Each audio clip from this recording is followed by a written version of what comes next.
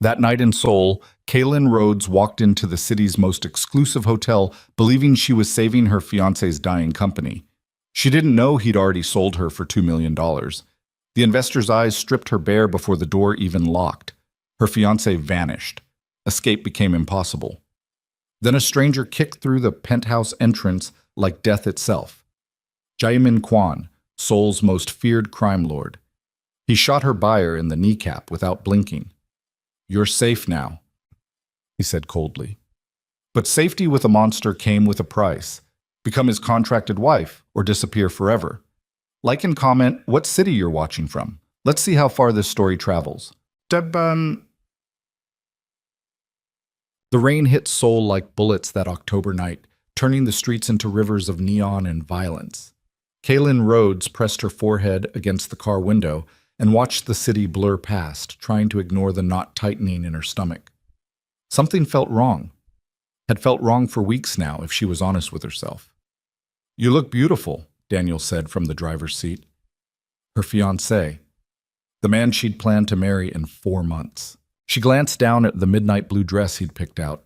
Too tight, too revealing. Nothing like what she'd normally wear to a business dinner. "Are you sure about this meeting? You've been so vague about who this investor actually is." Daniel's knuckles whitened on the steering wheel. "Victor Huang. He's big in tech and real estate. This could save everything, Kay. The company, our future, all of it." "Then why do you look terrified?" "I'm not terrified. I'm nervous. There's a difference."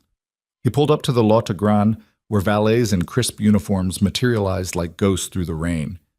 "Just be charming tonight. Smile, make conversation. He's old-fashioned, likes when women are warm and engaging." The knot pulled tighter. "What the hell does that mean?" "It means don't be difficult." Daniel's voice sharpened. "Please, Kaylin. I'm drowning here. The startup is hemorrhaging money. Creditors are threatening lawsuits. This is our last shot." She studied his face in the dashboard light. Shadows pooled under his eyes. His jawline had gone sharp with stress, cheekbones prominent from skipped meals and sleepless nights. She'd watched him unravel over the past 6 months, watched his dream of building the next big app crumble into debt and desperation. And she'd stayed because she loved him, because she believed in him. "Okay," she said quietly. "I'll be charming." Relief washed over his features. He leaned across the console and kissed her forehead. "Thank you. I love you so much." The words should have felt warm. Instead, they landed cold against her skin. Inside the hotel, luxury swallowed them whole. Marble floors stretched endlessly beneath crystal chandeliers that cost more than Kaylin's childhood home. Wealthy guests glided past wearing watches worth 6 figures, trailing perfume that probably cost more per ounce than gasoline. Daniel's hand trembled against her lower back as they rode the elevator to the penthouse level. "You're shaking," Kaylin whispered. "I'm fine." "Daniel," I said, "I'm fine." The elevator doors opened with a soft chime. Penthouse suite, end of the hall. They walked down a corridor lined with abstract art that looked like someone had vomited color onto canvas and called it genius. At the last door, Daniel hesitated. His finger hovered over the doorbell. "Whatever happens in there," he said slowly, "just remember, I did this for us." Before Kaylin could process that strange statement, he pressed the button. The door opened immediately. A man in his late 50s stood there, perfectly tailored suit, silver threading through his black hair. His smile didn't reach his eyes. "Daniel," the man said smoothly. "Right on time. And you must be Kaylin." His gaze traveled down her body like hands she didn't want touching her. Slow, assessing, hungry. "Mr. Huang," she managed, extending her hand. He took it, holding on longer than necessary. His thumb brushed across her knuckles. "Victor, please, come in. I have dinner waiting."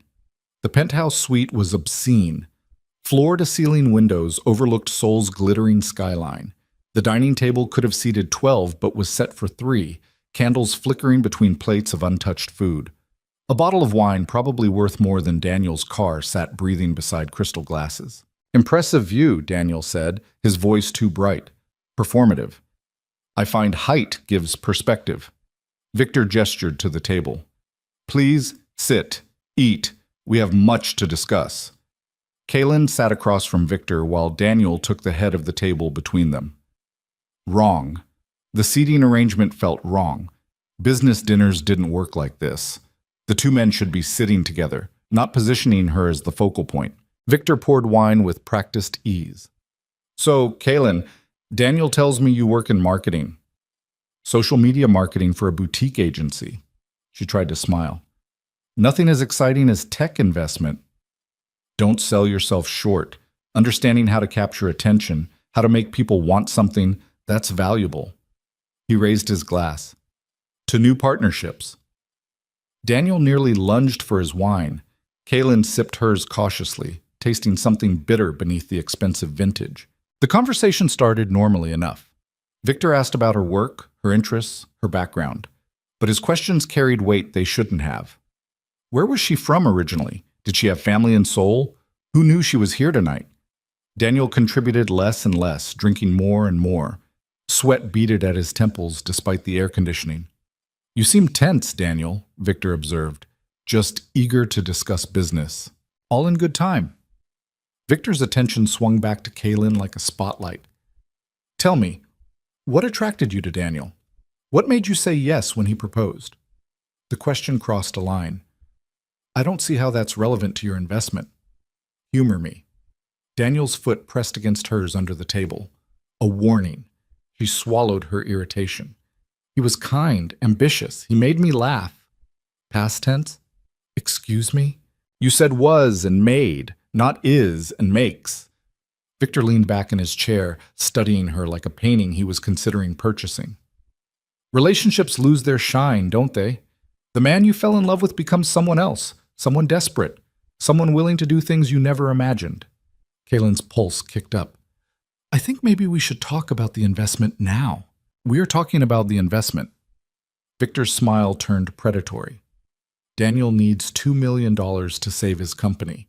I'm willing to provide it, but I require collateral. We can offer equity in the company. Daniel started. I'm not interested in equity. Victor's gaze never left Kaylin. I'm interested in something more tangible. The room tilted. Kaylin gripped the edge of the table, trying to anchor herself as understanding crashed through her in waves of nausea and disbelief. What the hell is he talking about, Daniel? Her fiancé wouldn't meet her eyes, just stared at his wineglass, jaw clenched, breathing shallow. Daniel, her voice sharpened. Look at me. He looked up, and what she saw in his face shattered something fundamental inside her chest. Guilt, shame, but also resignation. Decision. Like he'd already made a choice and was just waiting for her to catch up to the nightmare. I'm sorry, he whispered. I'm so sorry. Victor set down his wine glass with a soft click. The terms are simple, Kaylin. You spend tonight with me. In exchange, Daniel receives $2 million, his debts disappear, and his company survives. Everyone wins. The words didn't make sense. Couldn't make sense. This was Seoul, not some trafficking ring in a third-world country. This was a five-star hotel, not a back-alley deal. Men didn't just sell their fiancés like property, except apparently they did. You're insane, Kaylin said slowly, standing up. Both of you are absolutely insane if you think, sit down. Victor's voice dropped 20 degrees. Go to hell. She turned toward the door, made it 3 steps before 2 men emerged from a side room she hadn't noticed. Bodyguards, massive, expressionless, blocking her exit. I said sit down. Kaylin spun back to face Victor, heart hammering against her ribs. You can't keep me here. This is kidnapping, trafficking. I'll scream. The walls are soundproofed. The staff is paid to ignore disturbances. And your fiancé, Victor gestured casually at Daniel, who'd gone pale as bone, has already signed the contract. Contract? The word came out broken. Victor pulled his phone from his pocket, tapped a few times, then turned the screen toward her. Messages. Between him and Daniel. Weeks of them. Negotiations. Terms. Details about her that made her skin crawl. Her measurements, her background. Her sexual history as Daniel understood it. And at the bottom, a final message from Daniel sent 3 hours ago. She'll be there. 8 p.m. The blue dress like you requested. Kaylin's legs gave out. She collapsed back into the chair, staring at the man she'd planned to marry. The man she'd trusted with her future, her body, her heart. "Why?" she whispered. Daniel finally looked at her, really looked at her. And what she saw was worse than the betrayal. It was calculation. Cold, desperate math that had added up her worth in dollars and found it acceptable. "I built that company from nothing," he said, voice shaking. 4 years of my life. Everything I have is tied up in it. If it fails, I lose everything." "So you decided to sell me?" "It's one night, Kaylin. Just one night. And then we're free. We can get married, buy a house, start our life together." "You think I'm marrying you after this?" Her voice cracked. "You think I'm ever letting you touch me again?" "You're upset. I understand. But once you've had time to think rationally." She grabbed her wine glass and hurled it at his head. He ducked. Crystal exploded against the wall, red wine bleeding down the expensive wallpaper like arterial spray. "You sold me!" The scream tore out of her throat. "You sold me like I'm fucking property!" The bodyguards moved toward her. Victor held up a hand, stopping them. "Such fire," he said, sounding pleased. "I was worried Daniel had exaggerated, but no, you're exactly as advertised." Kaylin looked at the door, at the bodyguards, at Victor's calm, expectant face, at Daniel, who'd hunched into himself like a guilty child. She was trapped, truly, completely trapped. "I won't make this easy for you," she said quietly, every word edged with poison. "Whatever you're planning, I'll fight. I'll make you work for every second." Victor stood, adjusting his cufflinks. "I was hoping you'd say that. Daniel, you can leave now. The money will transfer once I'm satisfied with the merchandise." Daniel stood on shaking legs. He reached for Kaylin's hand. She jerked away like he was diseased.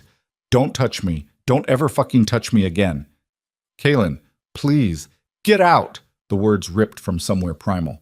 "Get out before I kill you myself!" He backed toward the door, tears streaming down his face. "I love you. I did this because I love you. You did this because you're a coward, and I will never forgive you." The door closed behind him with a soft click. The lock engaged automatically, and Kaylin was alone with the monster who'd bought her. Victor circled the table slowly, each step deliberate. "Now that the unpleasantness is over, we can begin. I've rented this suite for the entire night. I thought we'd start with—" Kaylin grabbed the wine bottle by the neck, smashed it against the table edge, and lunged at him with the broken glass. She was fast, but his bodyguards were faster, arms like steel cables wrapped around her from behind, lifting her off the ground. She thrashed, kicked, the broken bottle cutting her palm as someone wrenched it from her grip. Blood dripped onto the marble floor. "Spirited," Victor observed, unmoved. "I appreciate passion, but there are limits to what I'll tolerate." One of the bodyguards forced her into a chair, holding her shoulders down while she struggled. Victor approached, reaching for her face. She tried to bite him. He pulled back, laughing. "This is going to be memorable," he said. Then the windows exploded. Not shattered, exploded. Like a bomb had gone off in reverse, glass blasting inward in a hurricane of glittering shards and cold night air. Wind and rain howled into the penthouse.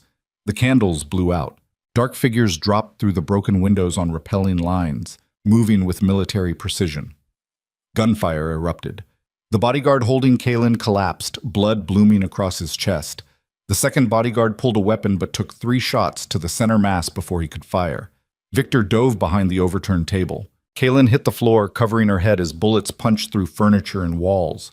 The suite filled with smoke and the acrid smell of gunpowder. Shouts in Korean. Footsteps. More gunfire. Then silence. Someone grabbed her arm. She screamed, lashing out with her bleeding hand. "Stop!" The voice was male, cold, absolute. "You're safe now."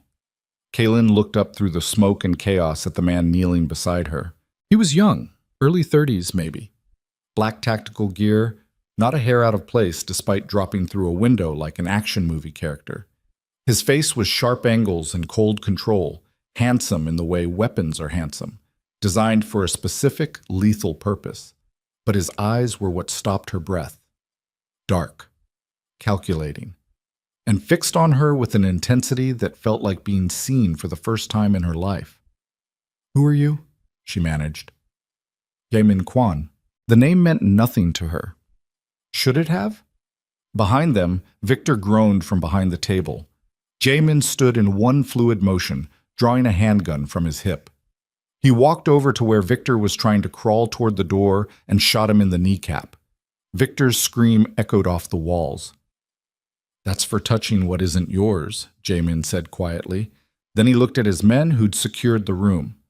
"Clean this up. Remove the bodies. Make sure hotel security stays bought." "Yes, sir." Jaymin returned to Kaylin, extending his hand. She stared at it, this blood-stained offering from a stranger who'd just killed 3 men without blinking. "You can stay here with him," Jaymin said, "or you can come with me. Choose quickly." Behind her, Victor whimpered in agony. The room reeked of blood and cordite. Through the shattered windows, Seoul glittered indifferently, millions of people living their lives while hers had just been torn apart and reassembled by violence. Kaylin took his hand. His grip was firm, warm despite everything. He pulled her to her feet with surprising gentleness, then immediately stripped off his tactical jacket and wrapped it around her shoulders. It smelled like gunpowder and expensive cologne. "Can you walk?" "I think so." "Good. We're leaving now. Stay close to me." He led her through the destroyed penthouse, stepping over bodies without looking down. His men moved with the same eerie efficiency, already wrapping corpses in plastic sheeting like this was routine. Maybe for them, it was. In the hallway, hotel staff were conspicuously absent.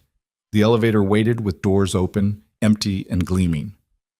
"What about the police?" Kaylin asked as they descended. Someone must have heard, "The police work for me." The flatness in his voice told her it wasn't a boast, just a fact. She stared at him, trying to process what that meant. "Who are you really?" Jaymin looked at her, and for just a moment something flickered in those cold eyes. Not warmth, exactly, but recognition. Like he'd found something he'd been searching for without realizing he was looking. "Someone who won't let anyone hurt you again," he said. The elevator opened to an underground garage where a convoy of black SUVs waited, engines running. Men in suits materialized, forming a protective wall around them. Jaymin guided her into the middle vehicle, sliding in beside her. The door closed. The world outside became distant, muffled. Kaylin started shaking, not from cold, though she was freezing in the ruined dress, from shock, from the delayed terror of what had almost happened, from the realization that her fiancé had sold her and some stranger had bought her freedom with violence. "Breathe," Jaymin said. Not gently, a command. "Focus on breathing." She tried, dragged air into her lungs, released it, again, again. "The man who brought you there," Jaymin continued, "Daniel Park. He owes money to several dangerous people. Victor Huang was one of them. This wasn't the first time he's traded women for debt forgiveness, but it will be the last." "You're going to kill him." Not a question. "Would you prefer I didn't?" Kaylin thought about Daniel's face when he'd looked at those messages. The calculation, the willingness to destroy her to save himself. "I don't know what I want anymore," she whispered. "That's normal. Your world just ended. It takes time to build a new one." The SUV climbed through Seoul's nighttime streets, heading into the hills where the city's wealthy kept their fortresses. Kaylin watched the lights blur past, feeling disconnected from her own body. "Where are you taking me?" "Somewhere safe, my home." "And then?" Jaymin turned to look at her fully. In the passing streetlights, his face alternated between shadow and illumination, revelation and concealment. "And then we talk about what happens next. But tonight, you rest, heal. Tomorrow, the world can start making sense again." The convoy pulled through a gate that looked designed to withstand a siege. Beyond it, a compound stretched across the hillside, modern architecture flowing seamlessly into landscaped grounds, walls and security that whispered of serious money and serious danger. They stopped in front of the main building. Jaymin exited first, scanning the area with military precision before gesturing for her to follow. Inside, minimalist luxury, clean lines, expensive art, windows overlooking the city they'd just fled. A woman in her 50s appeared, professional and kind-faced. "This is Mrs. Shin," Jaymin said. She'll take you upstairs, show you the guest suite. There's a bathroom, clean clothes, whatever you need. What about you? I have work to finish tonight. People to deal with, questions to answer about what happened at that hotel. He paused, studying her. You're safe here. I give you my word. Why should I trust your word? Because I'm the only reason you're still standing. It was true. Brutal, but true. Mrs. Shin touched Kaylin's shoulder gently. Come, dear. Let's get you cleaned up. Kaylin let herself be led upstairs, too exhausted to argue. The guest suite was larger than her apartment. Bedroom, bathroom, sitting area, all decorated in soothing neutrals. Mrs. Shin started a bath, laid out pajamas, placed water and food on the nightstand. Mr. Kwan said to tell you the door doesn't lock from the outside, she said softly. Only from the inside. You're not a prisoner here. What am I then? I think that's something you and Mr. Kwan will need to figure out together. Mrs. Shin smiled sadly. Rest now. Everything else can wait. Alone, finally, Kaylin sank onto the bed and let the tears come. Huge, racking sobs that shook her entire body. She cried for the life she'd thought she had, for the man she'd thought she knew, for the future that had been stolen along with her trust. But underneath the grief, something else stirred. Rage. Pure, crystalline fury at what had been done to her, at Daniel's betrayal, at Victor's entitlement, at every man who thought women were commodities to be traded. She would survive this. She would become stronger. She would make sure no one ever held power over her again. In the bathroom, she stared at her reflection. Ruined makeup, torn dress, blood still drying on her palm where the bottle had cut her. But her eyes were clear. She washed away the night, watching the water turn pink with someone else's blood, changed into the soft pajamas. Crawled into bed as Seoul's lights twinkled beyond the windows like fallen stars. Her last thought before exhaustion claimed her was of Jaymin's face when he'd pulled the trigger. No hesitation, no mercy, just cold, absolute protection. And somewhere in the darkness before sleep, Kaylin realized she'd just traded one dangerous man for another. Kaylin woke to sunlight burning through unfamiliar windows and the smell of coffee she hadn't made. For 3 blissful seconds, she didn't remember. Then it all crashed back. The hotel, Daniel's betrayal, Victor's hands reaching for her, the gunfire, Jaymin's cold eyes as he pulled the trigger. She sat up too fast. The room spun. Her palm throbbed where the broken bottle had sliced it. Now bandaged in clean white gauze, she didn't remember anyone applying. Someone had been in the room while she slept. The thought should have terrified her. Instead, she felt nothing, hollow. Like all her fear had burned out overnight, leaving only ash. She found clothes laid out on the chair, designer labels, her exact size, black silk blouse, tailored pants, underwear still in packaging. Either Mrs. Shin was psychic or Jaymin had access to information he shouldn't have. Probably both. The bathroom mirror showed a stranger. Bruises darkening on her upper arms where the bodyguard had grabbed her. Mascara smudged beneath eyes that looked 10 years older than yesterday. She washed her face with water so hot it hurt, scrubbing until her skin turned raw. Downstairs, the house was quiet, in that expensive way where silence itself costs money. Her footsteps on the marble floor sounded like gunshots. She followed the coffee smell through hallways lined with modern art that probably cost more than most people's homes. The kitchen was enormous, all white stone and stainless steel. Mrs. Shin stood at the counter, arranging fruit on a plate with the precision of a surgeon. Good morning, dear. Did you sleep? I don't know. Maybe. Kaylin's voice came out scratched, damaged. Where's Jaymin? Mr. Kwan is in his office. He's been awake all night handling the situation. Mrs. Shin poured coffee into a delicate cup, added cream without asking how Kaylin took it, and somehow got it exactly right. Sit. Eat something. You need strength. I need answers. Answers come after food. It wasn't a suggestion. Kaylin sat. Mrs. Shin placed the coffee and fruit in front of her, then added toast, eggs, and what looked like homemade jam. The kindness felt aggressive. Why are you being nice to me? Kaylin asked. Mrs. Shin's expression softened.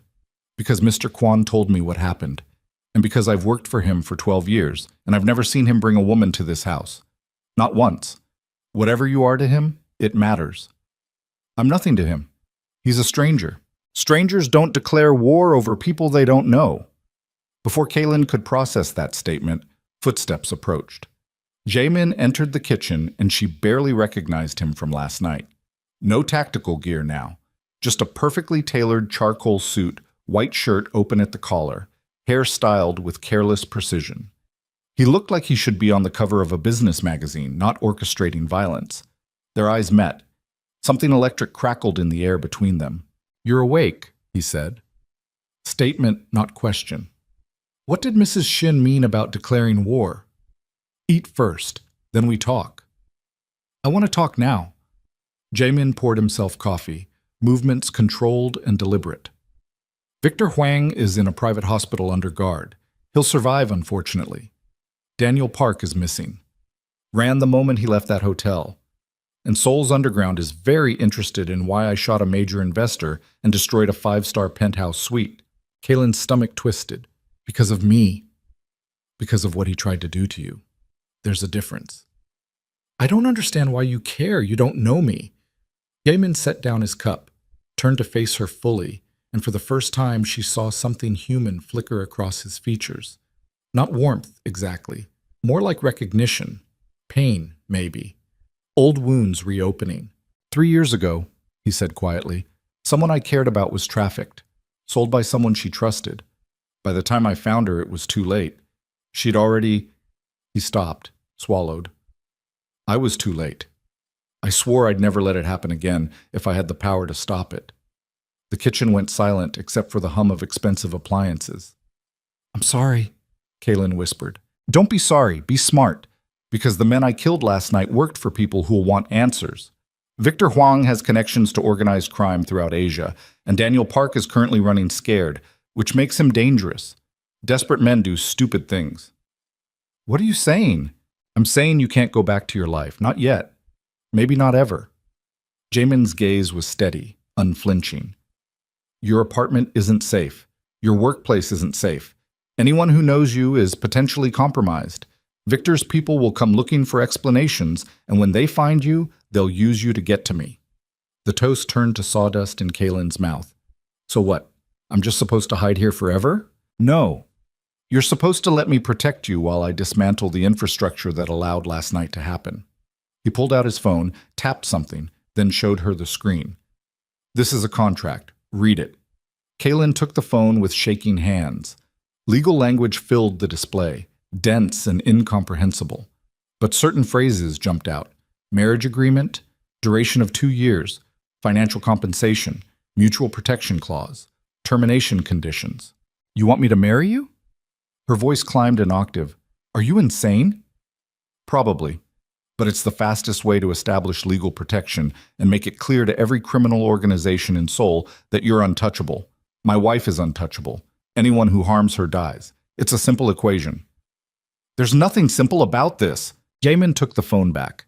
You're right. It's complicated, messy, dangerous.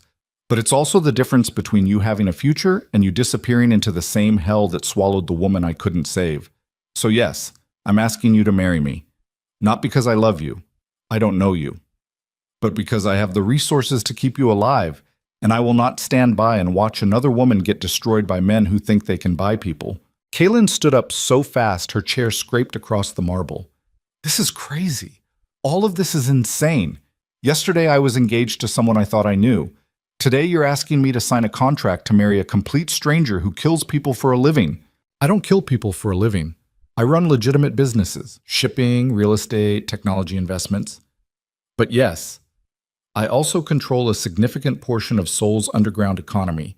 And yes, sometimes violence is necessary to maintain order. If that makes you uncomfortable, the door is behind you. Leave, walk away, see how long you last. The words landed like slaps. Because he was right. She had nowhere to go, no one to trust. Daniel had made sure of that when he'd sold her like merchandise. I need time to think, she said. You have 24 hours. After that, Victor's people will start asking questions I can't answer if you're not under my protection. And if I say no, Jaymin's expression didn't change. Then I'll give you money, documents, a new identity, and a plane ticket to anywhere in the world. You'll spend the rest of your life running. It's survivable. Lonely, but survivable. He left the kitchen without another word. Mrs. Shin busied herself at the sink, giving Kaylin space to process. He means what he says, the older woman said after a moment. About protection, about keeping you safe. Mr. Kwan doesn't make empty promises. He also kills people.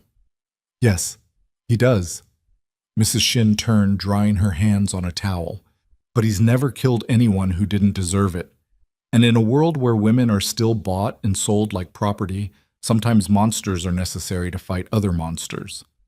Kaylin wanted to argue, wanted to reject the twisted logic, but she remembered Victor's hands reaching for her, Daniel's calculating eyes, the lock clicking shut.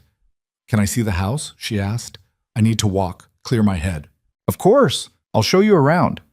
The compound was massive, gardens that probably required a full-time staff, a gym with equipment that looked military grade, a library with first editions behind glass. Everything screamed wealth and power and control. They ended up on a terrace overlooking Seoul. From here, the city looked peaceful. Beautiful even. But Kaylin knew better now, understood the darkness beneath the glittering surface. Her phone vibrated in her pocket. She'd forgotten she still had it. 17 missed calls from Daniel. 32 text messages. She opened them against her better judgment. Kaylin, please answer. I'm so sorry I didn't know he would hurt you. Please let me explain I love you. We can still fix this. Where are you? Please, baby, please. The last message had come through 10 minutes ago. They're looking for me. Victor's people. I think they're going to kill me. This is all your fault. If you'd just done what you were supposed to. Kaylin stopped reading, turned off the phone, stood there on the terrace with Seoul spread below her like a game board, and felt something shift inside her chest. Daniel was blaming her for his choices, for his cowardice, for the consequences of selling his fiancé to a predator. And in that moment, something hardened in her that would never soften again. She found Jaymin in his office, surrounded by computer monitors displaying security feeds, financial data, and what looked like surveillance photos of various people. He glanced up when she entered. That was fast, he said. Show me the contract again. He pulled it up on his laptop, turned the screen toward her. This time she read carefully. The terms were clear, almost clinical. 2 years of marriage. She would live in his home, attend social functions as his wife, maintain the appearance of a legitimate relationship. In exchange, she'd receive financial compensation, legal protection, and complete freedom to pursue her own career and interests. After 2 years, they could divorce quietly with a settlement that would set her up for life. No mention of sex, no requirement for physical intimacy, just a business arrangement dressed up in wedding clothes. If I agree, Kaylin said slowly, I want conditions. Name them. I want access to self-defense training, real training. I never want to feel helpless again. Done. I want to know everything about your business. If I'm going to be connected to it, I need to understand what I'm part of. Also acceptable, within reason. And I want you to find Daniel. Jaymin's expression sharpened. To kill him? No, to make him answer for what he did. Not with death, with consequences he has to live with. Something almost like respect flickered across Jaymin's features. I can arrange that. Then I'll do it. I'll marry you. You're sure? Kaylin thought about running, about hiding, about spending the rest of her life looking over her shoulder, waiting for Daniel's buyers to find her. I'm sure. Jaymin stood, extended his hand. Then we have a deal. She shook it. His grip was firm, warm, and for just a moment his thumb brushed across her knuckles in a gesture that felt almost protective. One more thing, she said. No lies between us. If this is going to work, we have to be honest. About everything. Agreed. Then tell me the real reason you're doing this, because I don't believe it's just about the woman you couldn't save. Jaymin held her gaze for a long moment. Behind his eyes, she saw calculations running, walls being reinforced, decisions being made about how much truth to reveal. I need a wife for political reasons, he finally said. The Kwan Syndicate is facing pressure from rivals who see my unmarried status as weakness. They believe I'm too isolated, too cold, impossible to predict or control. A wife humanizes me, makes me seem stable, less likely to burn everything down on impulse. So I'm a prop. Your protection, for both of us. I protect you from physical harm. You protect me from political vulnerability. Symbiotic relationship. It was honest, at least. Brutal, but honest. When? Kaylin asked. The wedding? 3 days. Small ceremony, just enough witnesses to make it legal in public. Then we announce it to Seoul's elite. Make it clear you're mine. He caught himself. That you're protected under my name. 3 days isn't much time. No. But waiting longer gives Victor's people more time to make moves against us. Fast and decisive is safer. Kaylin nodded, feeling like she was signing away her life. Which, in a way, she was. Okay, 3 days. I'll marry a stranger to survive. That's what my life has become. Not just to survive, Jaymin said quietly. To rebuild. This isn't an ending, Kaylin. It's a foundation. What you build on top of it is entirely up to you. The next 3 days blurred together in a whirlwind of preparations that felt both surreal and terrifyingly real. Mrs. Shin took her shopping for a wedding dress, though shopping was a generous term for what amounted to designers bringing their entire collections to Jaymin's house. Kaylin chose something simple. White silk, elegant lines, nothing too traditional or too modern. A dress that said, "This is business," without saying, "This is fake." At night, she lay awake in the guest suite, listening to the house settle around her. Sometimes she heard Jaymin moving through the halls, conducting business on the phone in Korean, too rapid for her limited vocabulary to follow. Once she got up to use the bathroom and found him on the terrace at 3 a.m., smoking a cigarette and staring at the city like he was memorizing it. He'd glanced at her, nodded once, returned to his vigil. They were two strangers about to bind their lives together, and neither of them had any idea what they were really doing. The morning of the wedding, Kaylin woke before dawn. Couldn't sleep. Couldn't eat. Mrs. Shin fussed over her like a mother hen, while a makeup artist transformed her face into a mask of serenity she didn't feel. "You look beautiful," Mrs. Shin said, tears in her eyes. "I look terrified." "That too, but mostly beautiful." The ceremony took place in a private room at one of Seoul's oldest hotels. Ironic, considering where this nightmare had started. But this hotel was different. Traditional. Respectful.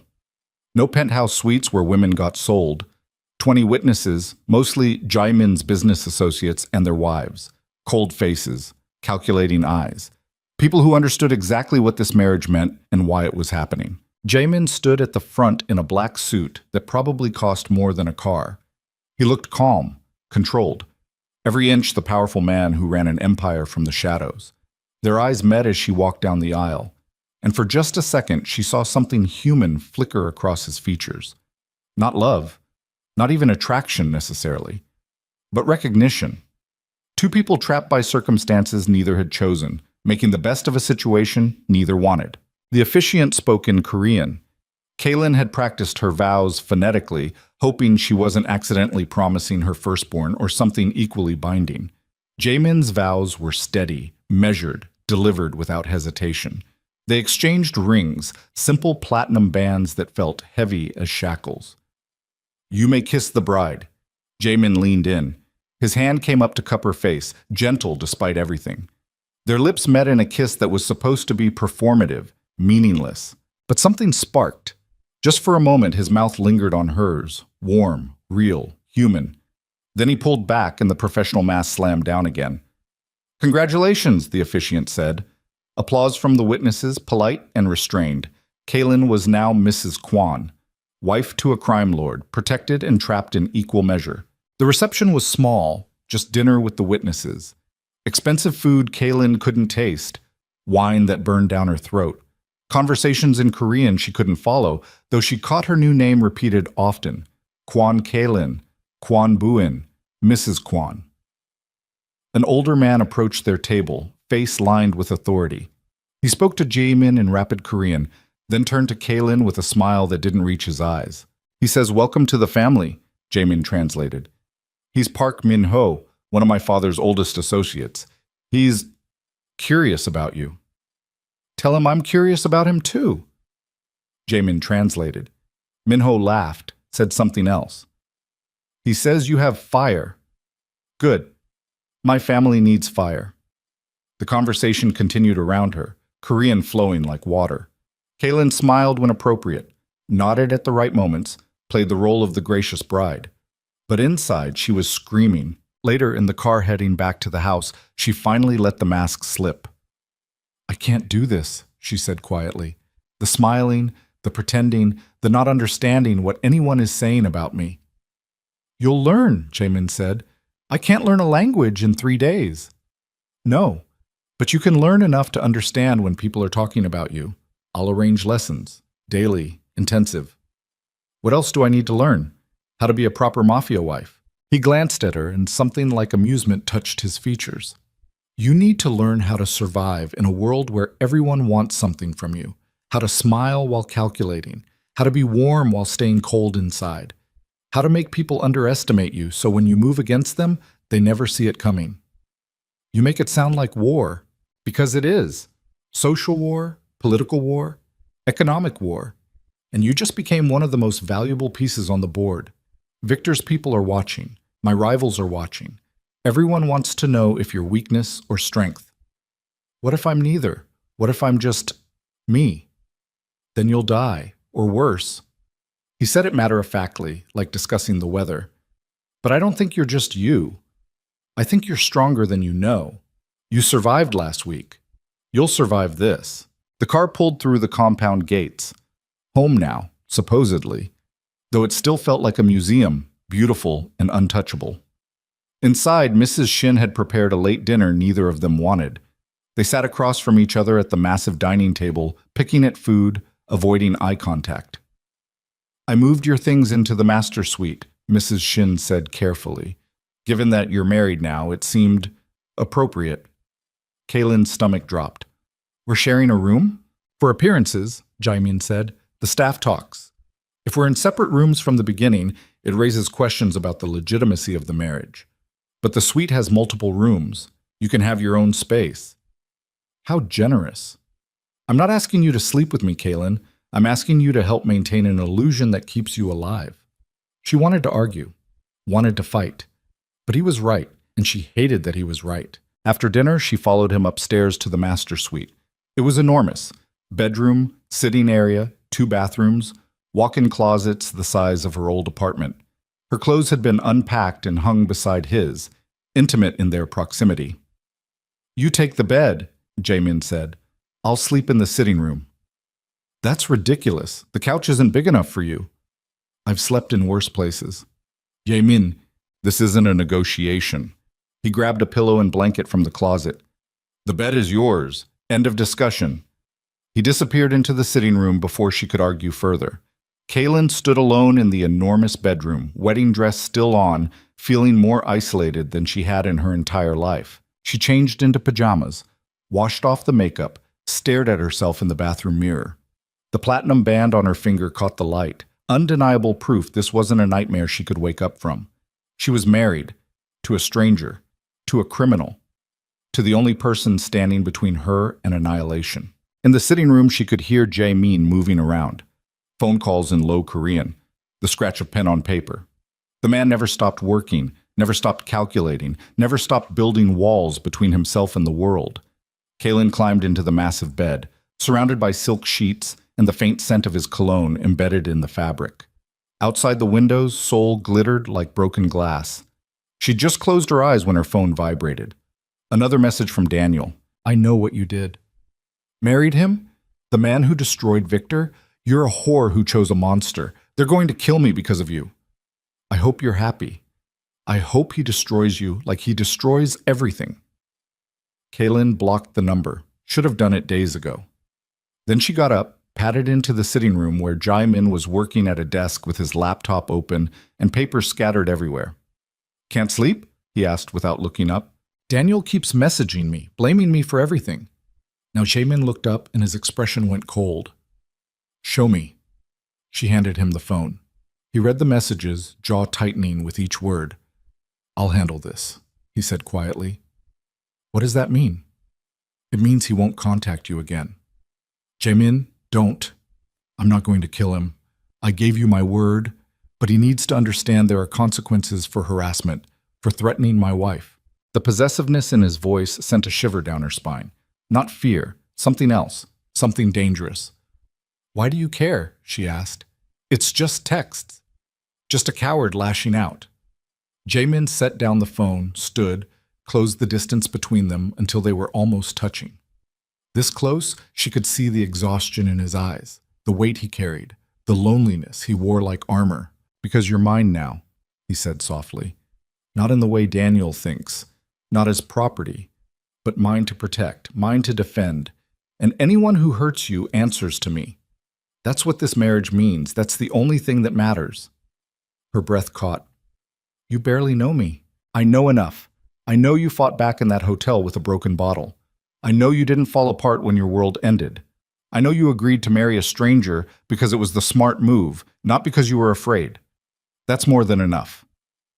They stood there in the dim light, two people bound by contract and circumstances, and something shifted between them.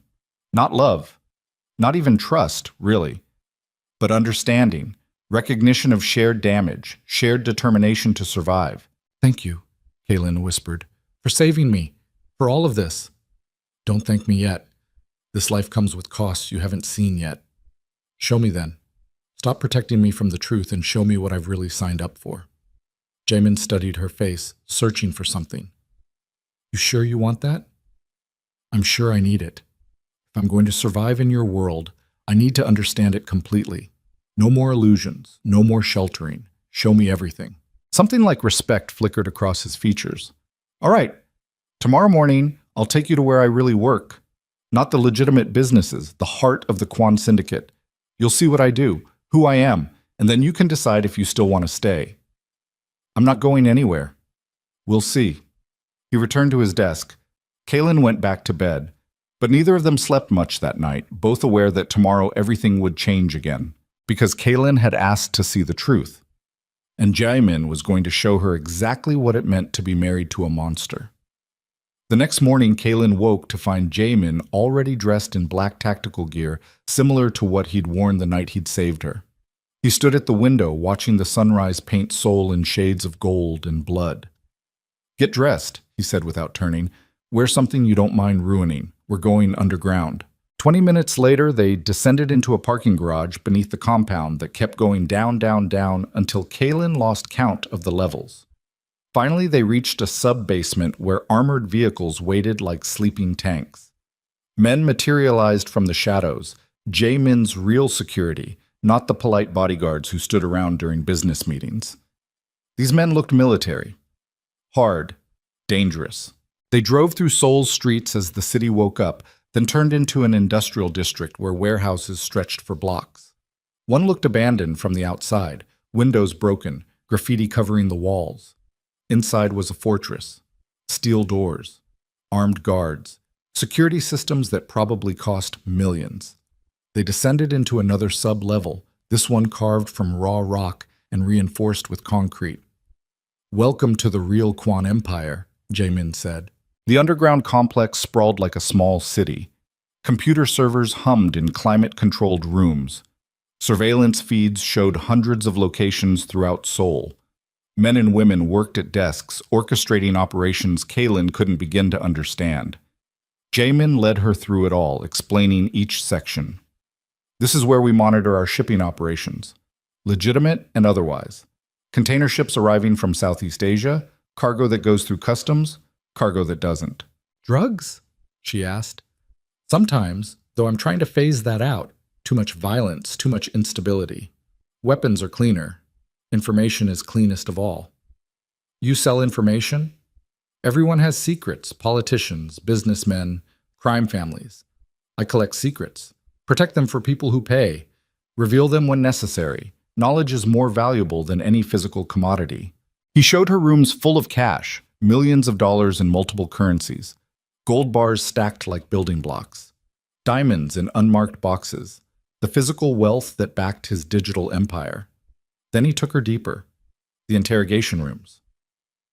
This is where we bring people who've broken agreements, Jaymin said, standing outside a steel door with a small window, where debts get settled, where traitors confess. Through the window, Kaylin could see bloodstains on the concrete floor, restraints bolted to the walls, tools she didn't want to identify hanging from hooks. Her stomach churned. Have you killed people in there? She asked. Yes. No hesitation, no justification, just truth. Does it bother you? Sometimes. Not as much as it should. He looked at her. This is who I am, Kaylin. This is the man you married. I'm not a hero. I'm not even particularly good. I'm a necessary evil in a world full of worse evils. If that's too much, tell me now. I'll arrange your exit. Kaylin looked through the window at the room where people died. Thought about the suite upstairs with its silk sheets and city views. About the contract she'd signed. About Daniel's betrayal and Victor's predatory smile. Show me more, she said. Jaymin's eyebrows rose fractionally. More? You said you'd show me everything, so show me. I want to understand exactly what I'm part of. They spent the next 3 hours touring his empire, meeting his lieutenants, cold-eyed men, and a few women who ran various operations, watching surveillance feeds of deals going down, money changing hands, enforcement actions against people who'd stepped out of line. It was brutal, efficient, terrifyingly organized. And Kaylin realized something that should have scared her but didn't. She wasn't repulsed. She was fascinated. This was power, real power, not the illusion of control her old life had offered, where she'd pretended everything was fine while slowly drowning. This was actual influence over the world, the ability to make things happen, to protect people, to destroy enemies. In one room, a man was being questioned about skimming money from Jaymin's operations. He sobbed, begged, swore it wouldn't happen again. Should I believe him? Jaymin asked Kaylin quietly. She studied the man, his body language, the desperate calculation in his eyes. No, she said.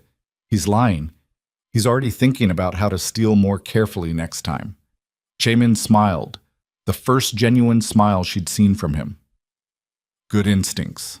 He made a gesture. Guards hauled the man away, still protesting. What will happen to him? Kaylin asked. He'll repay what he stole with interest. Then he'll work for free until the debt is settled. If he tries to run or steal again, he'll disappear. It's simple mathematics. Brutal mathematics. The only kind that works in this world. They returned to the surface as afternoon light slanted through the city.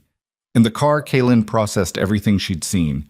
The violence, the control, the vast machinery of crime and legitimate business grinding together. You're quiet, Jaymin said. I'm thinking. About leaving? About staying? She turned to face him. I should be horrified, traumatized, desperate to escape, but I'm not. Does that make me broken?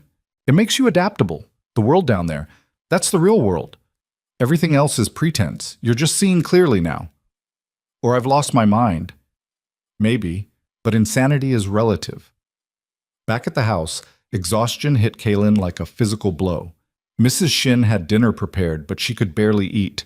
Her brain kept replaying images from the underground complex, the blood, the money, the cold efficiency of organized crime. That night she couldn't sleep. Kept tossing and turning, mind racing. Finally, she got up and went to the sitting room where Jaymin was, as always, working. Can't sleep? He asked. I keep thinking about that man, the one who stole from you. What if he has a family? Kids? He does. Wife and 2 children. And you're just going to destroy his life? Jaymin set down his pen. He destroyed his own life when he chose to steal. Actions have consequences. If I let him walk away, everyone else will think they can steal too. The entire system collapses. So, yes, I'm going to destroy his life because it protects hundreds of other people who depend on me to maintain order. That's cold. That's reality. Kaylin sat down across from him. How do you live with it? The violence? The control? Doesn't it eat at you? Every day. He leaned back, and for once the mask slipped. She saw exhaustion, loneliness. I inherited this empire from my father. He built it from nothing, and he raised me to continue his work. But he also raised me to be cold, calculating, incapable of forming genuine connections because emotional attachment is weakness. And he was right. Attachment is weakness. It's why I've stayed alone all these years. Until now. Until now. He studied her face. You're supposed to be a political prop. Armor against my rivals. But you're becoming something else. What? I don't know yet. That's what scares me. The admission hung between them, raw and unexpected. "I'm scared too," Kaylin said. "Not of you, of how much sense this all makes. Your world, your rules. I should hate it, but I understand it, and that terrifies me."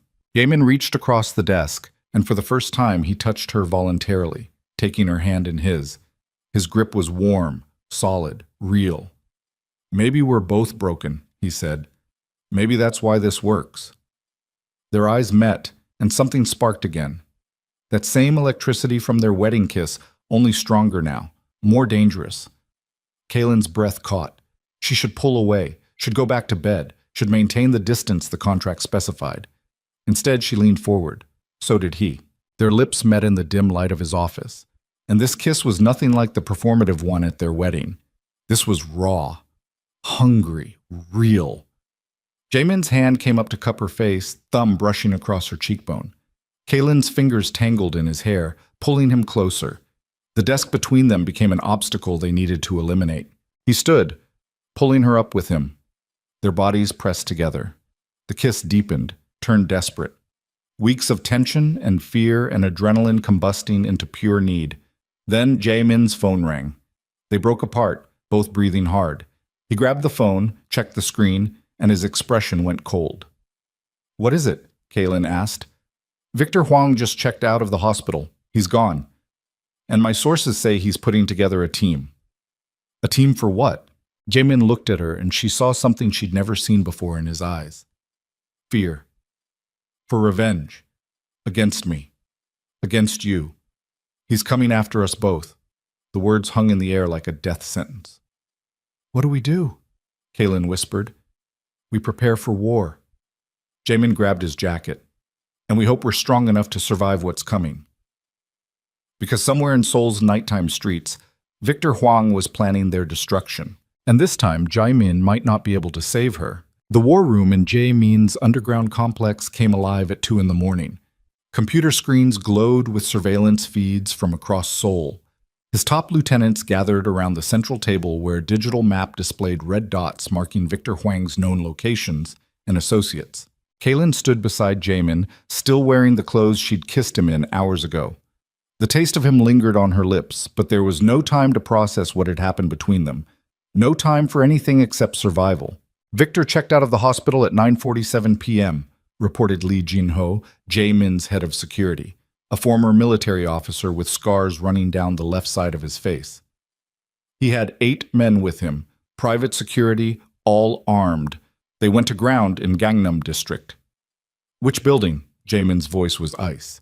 "We don't know yet. He's using counter-surveillance protocols, switching vehicles, avoiding our cameras." "Then get better cameras." Jaymin leaned over the table, studying the map. "He's wounded, angry, desperate. That makes him unpredictable. What assets does he have left?" A woman named Park Seo-yoon stepped forward.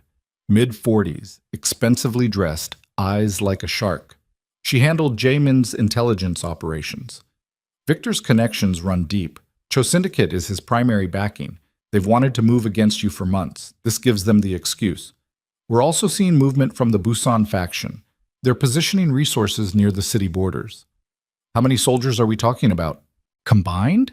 Maybe 200 trained operatives, plus another 300 street-level enforcers who'll work for whoever pays." Kaylin's stomach dropped. 200 trained killers. Against how many? As if reading her mind, Jin-ho said, "We have 85 combat-ready personnel in Seoul. Another 40 we can pull from Incheon within 6 hours." "Not enough," Jaymin said flatly. "No, sir, not for a full assault." "Then we don't let it become a full assault. We cut the head off before the body mobilizes." He turned to Seo-yoon. "Find Victor. Use every asset we have. Bribes, threats, torture if necessary. I want his location within 24 hours. And if the Cho Syndicate retaliates, let them try. We've been preparing for this war for 3 years. Maybe it's time to finish it." The meeting continued for another hour. Tactical discussions, contingency plans, the cold mathematics of violence. Kaylin listened, absorbing everything, understanding more than she wanted to. This was chess played with human lives. Finally, Jaymin dismissed everyone except Jin-ho. "Double security on the house. No one gets within 2 blocks without identification. If Kaylin leaves the compound, she gets a 4-man escort minimum. I'm not a prisoner, Kaylin said. You're a target. There's a difference. Jinho nodded and left. Alone now, Jaymin rubbed his eyes, suddenly looking exhausted. Human. You should sleep, Kaylin said. Can't. Need to coordinate with our people in Busan. Make sure the southern routes stay open in case we need to evacuate. Evacuate? You think it could get that bad? I think Victor Huang is a wounded animal with powerful friends, and wounded animals are the most dangerous kind. He looked at her, something vulnerable flickering across his features. I meant what I said earlier. If you want out, tell me now. I can have you on a plane to anywhere in the world within 2 hours. We've been over this. I'm not running. You might have to. If things go wrong, then we'll deal with it together. She moved closer, close enough to touch. That kiss upstairs. Was it real or just adrenaline? Jaymin's jaw tightened. I don't know. Does it matter? It matters to me. He reached up, cupped her face with one hand. His thumb traced her cheekbone, the gesture achingly gentle from a man capable of such violence. Everything about you terrifies me, he said quietly, because I can't afford to care about anything. Caring creates vulnerabilities, and in my world, vulnerabilities get people killed. Maybe some things are worth the risk. Maybe. He leaned down, pressed his forehead against hers, just breathing together in the dim light of the war room. But I won't let him hurt you, whatever it takes, whatever I have to do. You're safe with me. Promise? I promise. The promise felt like an anchor, solid, real, something to hold on to while the world burned down around them. They went upstairs as dawn broke over Seoul. Kaylin showered, washing away the fear and exhaustion, trying to feel normal. But normal was gone. Normal had died in that hotel penthouse. She was someone else now, someone harder. Someone who stood in underground war rooms and discussed kill counts without flinching. Mrs. Shin had breakfast ready. Coffee so strong it could wake the dead. Toast Kaylin couldn't eat. Her stomach was twisted in knots, waiting for the other shoe to drop. It dropped at 10:15 a.m. Jaymin's phone rang. He answered, listened, and his face went absolutely white. What? Kaylin asked. What is it? He hung up, stared at the phone. When he looked at her, his eyes held something she'd never seen before. Betrayal. They found Daniel, he said slowly. Where? In Victor's penthouse. The one we destroyed. Jaymin's voice was hollow. He's been there the whole time, working with Victor, feeding him information about our security, our operations, our weaknesses. The room tilted. Kaylin gripped the table edge, trying to process words that didn't make sense. That's impossible. Daniel is terrified of Victor. He's been texting me, begging for help. The texts were a diversion, making you think he was running scared while he was actually coordinating with your buyer. Jaymin pulled up something on his phone, turned it toward her. Security footage.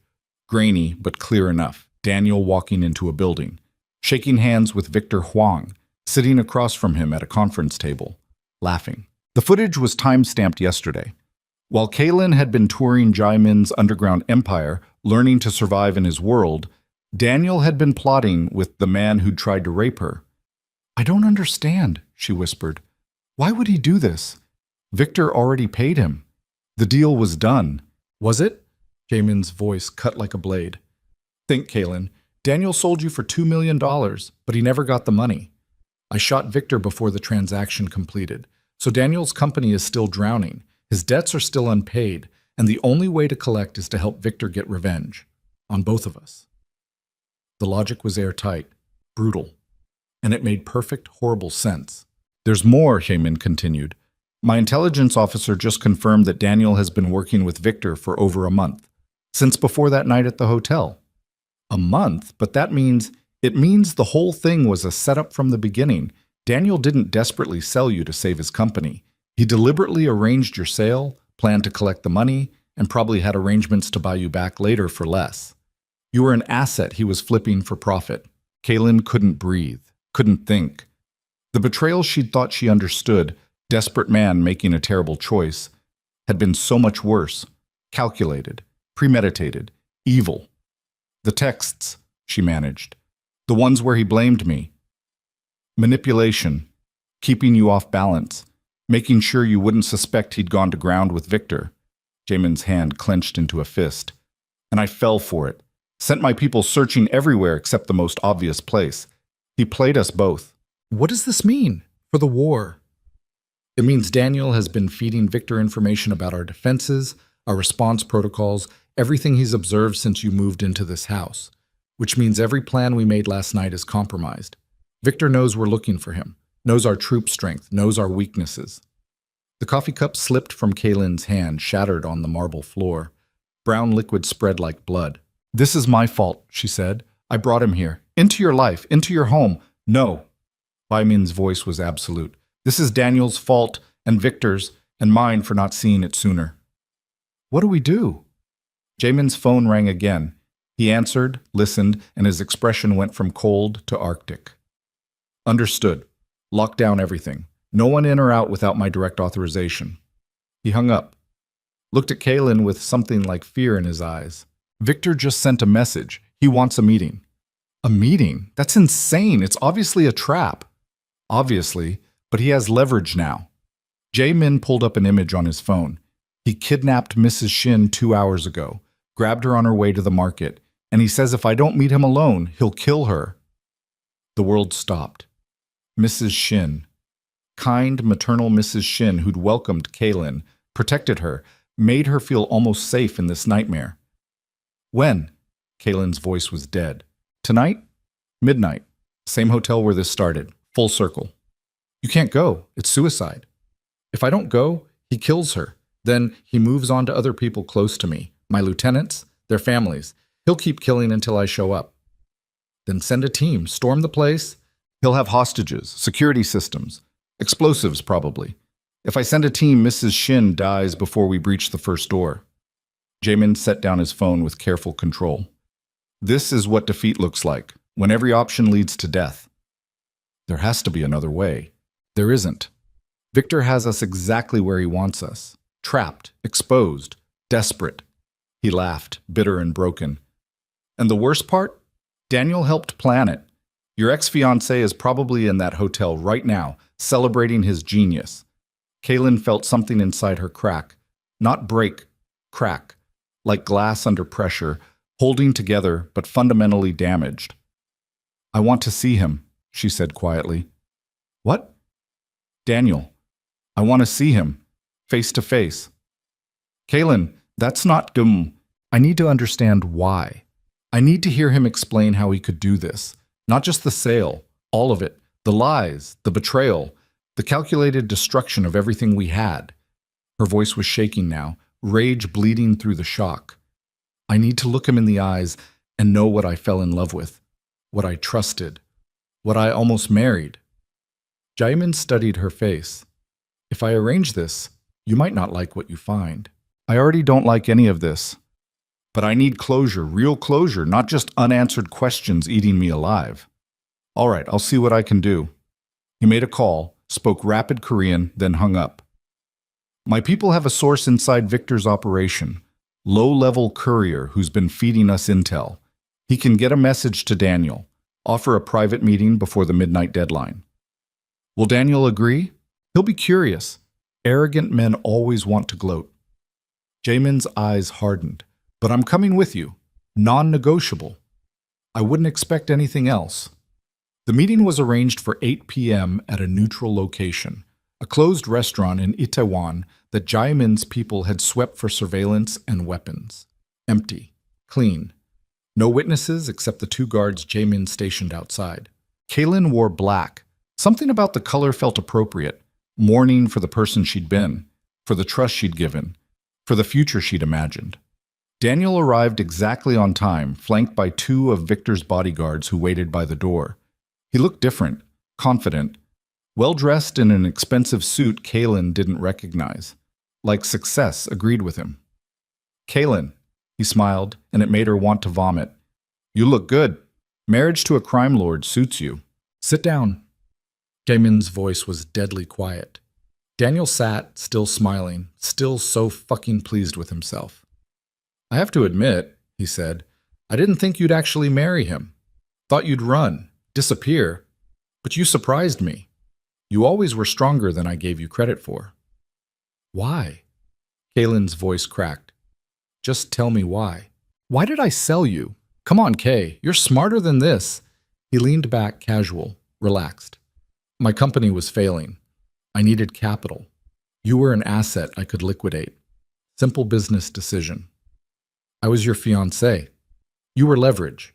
Pretty girl from a working class background, no family connections, no one who'd ask too many questions if you disappeared. Perfect merchandise. The words hit like physical blows. Kaylin's hands clenched into fists under the table. How long? She asked. How long were you planning this? From the beginning. The moment I met you, I saw potential. Not as a wife. I was never going to marry you, Kaylin, but as collateral. Someone I could use when I needed money. Took me 8 months to find the right buyer. Victor had a reputation for paying top dollar for specific types. And you, he gestured at her, were exactly his type. Jaymin's hand moved toward his gun. Kaylin stopped him with a look. Keep talking, she said to Daniel. I want to hear everything. What's to hear? I built a relationship with you, made you trust me, love me.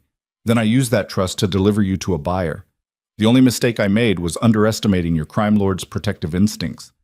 He glanced at Jaymin. That was bad luck. But working with Victor to correct that mistake? That's good business.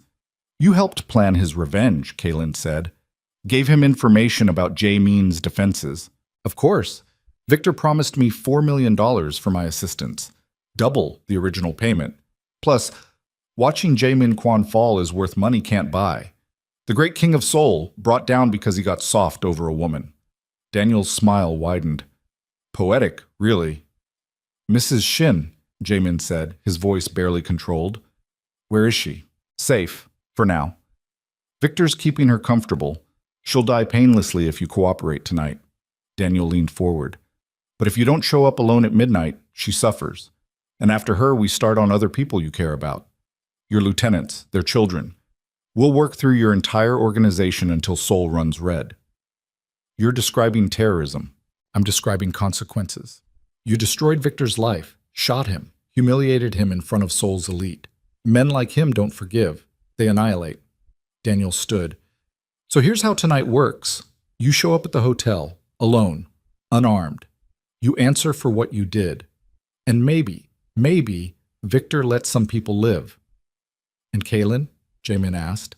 Oh, she's the grand prize. Victor wants her back, wants to finish what he started, teach her what happens to women who fight back. Daniel looked at Kaylin with something almost like pity. You should have just let it happen that night. 1 hour of discomfort would have saved so much trouble. The rage that had been building inside Kaylin finally exploded. She lunged across the table, fingers reaching for Daniel's eyes. Jaymin caught her, pulled her back, but not before she'd raked her nails across Daniel's cheek, drawing blood. You fucking monster! The scream tore from her throat. I loved you! I trusted you with everything! Daniel touched his bleeding cheek, then laughed. Actually laughed. And that's why it worked. You were so easy to manipulate, so desperate to believe someone cared about you. Your parents died when you were 18, left you with nothing. No siblings, no safety net. Just a lonely girl looking for someone to love her. He wiped the blood away casually. I gave you exactly what you needed, and you fell for every word. Get out! Jaymin's voice was murder. Get out before I forget my promise to Kaylin and kill you right here. Daniel headed for the door, then paused. Midnight, Jaymin. Don't be late. Mrs. Shin's counting on you. He left. The restaurant fell silent except for Kaylin's ragged breathing. She was shaking, crying, falling apart in Jaymin's arms as the full weight of the betrayal finally crushed her. He never loved me, she sobbed. It was all a transaction. Every kiss, every promise, every moment I thought was real. I know. Jaymin held her tight, and she could feel his heart hammering against her cheek. I'm sorry. I'm so sorry. What do we do now? I don't know. The admission terrified her more than anything else. Jaymin always had a plan, always knew the next move. But now he was lost too, trapped in a nightmare where every option led to death. They returned to the compound in silence. Security had tripled. Armed guards on every approach, surveillance drones circling overhead. the entire property locked down like a military installation. Inside, Jaymin's lieutenants waited in the living room. Jin-ho, Seo-yun, others whose names Kaylin didn't know, all of them looking grim. "We have a decision to make," Jin-ho said without preamble. "Boss goes to that meeting, he dies. Victor's not negotiating, he's executing. This is revenge, pure and simple." "Then we storm the hotel," said Seo-yun. "Full assault, hostage rescue protocols. Mrs. Shin dies, along with however many other civilians Victor's positioned as human shields. Acceptable losses." "She's not acceptable!" Jaymin's shout silenced the room. "Mrs. Shin has been with this family for 12 years. She's not a casualty statistic." "Then what's your order, sir?" Jin-ho asked quietly. Jaymin looked around the room, at his people, his soldiers, the men and women who'd sworn loyalty to him. Then his gaze landed on Kaylin, and something shifted in his expression. "I'm going to that meeting," he said, "but not alone." "Sir, Victor specified." "I know what he specified. I don't care." Jaymin pulled up a building schematic on the wall screen. The same hotel, the same penthouse suite where this nightmare had started. "We have 8 hours. Jin-ho, I want a full tactical plan. Every entrance, every exit, every vulnerability in that building. Seo-yun, coordinate with our police contacts. Make sure emergency services have delayed response times to that address." "You're planning to turn it into a war zone," Kaylin said. "I'm planning to survive, and to make sure Victor Huang never threatens anyone I care about again." He looked at her. "Which includes you. If you want to leave, if you want to be anywhere else when this goes down, I'm staying. I'm seeing this through. You could die. So could you. So could Mrs. Shin. So could everyone in this room." Kaylin stepped forward, addressing the entire group. "Daniel Park used me as bait. Victor Huang tried to buy me like property. And both of them think women are disposable. So I'm not running. I'm fighting. And I'm going to watch them both burn." Silence. Then Jin-ho smiled, a rare, genuine smile. "I like her," he said to Jaymin. "Your wife has fire." "She has survival instincts," Jaymin corrected, but his eyes held something like pride. "All right, we have 8 hours to prepare for war. Let's make them count." The compound transformed into a military staging area, weapons cleaned and loaded, tactical gear distributed, entry teams rehearsing assault protocols. Kaylin watched it all, this machinery of violence preparing to destroy her enemies. And somewhere deep inside, something fundamental changed. She wasn't a victim anymore. She was a weapon. At 11:30 p.m., Jaymin found her in their bedroom. She'd changed into dark tactical clothing Seo-yun had provided. No body armor, it would be too obvious, but clothing that allowed movement, running, fighting. "You don't have to do this," Jaymin said. "Yes, I do." She turned to face him. "Daniel's going to be there, in that hotel, and I need him to see what he created, not a scared girl he could manipulate, a woman who survived and became stronger than he could imagine." Jaymin crossed the room, cupped her face in both hands. "If something goes wrong, if we don't make it out, then we don't. But we go down fighting." He kissed her, hard, desperate, real, pouring every emotion he couldn't say into the contact. Kaylin kissed back just as fiercely, tasting fear and rage, and something that might have been love if they'd had more time. When they broke apart, both were breathing hard. "Ready?" Jaymin asked. "No, but let's do it anyway." They descended to the garage where 3 black SUVs waited, engines running. Jin-ho's assault team was already loaded. 20 of Jaymin's best soldiers, armed for urban warfare. Kaylin climbed into the lead vehicle beside Jaymin. The convoy pulled out, heading toward the hotel where her nightmare had started, where it would end tonight, one way or another. The streets of Seoul blurred past. Midnight traffic was light. The city slept, unaware that war was coming to its gleaming heart. At 11:55 p.m., they pulled up 3 blocks from the hotel, close enough to respond, far enough to avoid detection. Jaymin's phone buzzed, a message from Victor. 5 minutes. Come alone or she dies screaming. "Last chance to change your mind," Jin-ho said.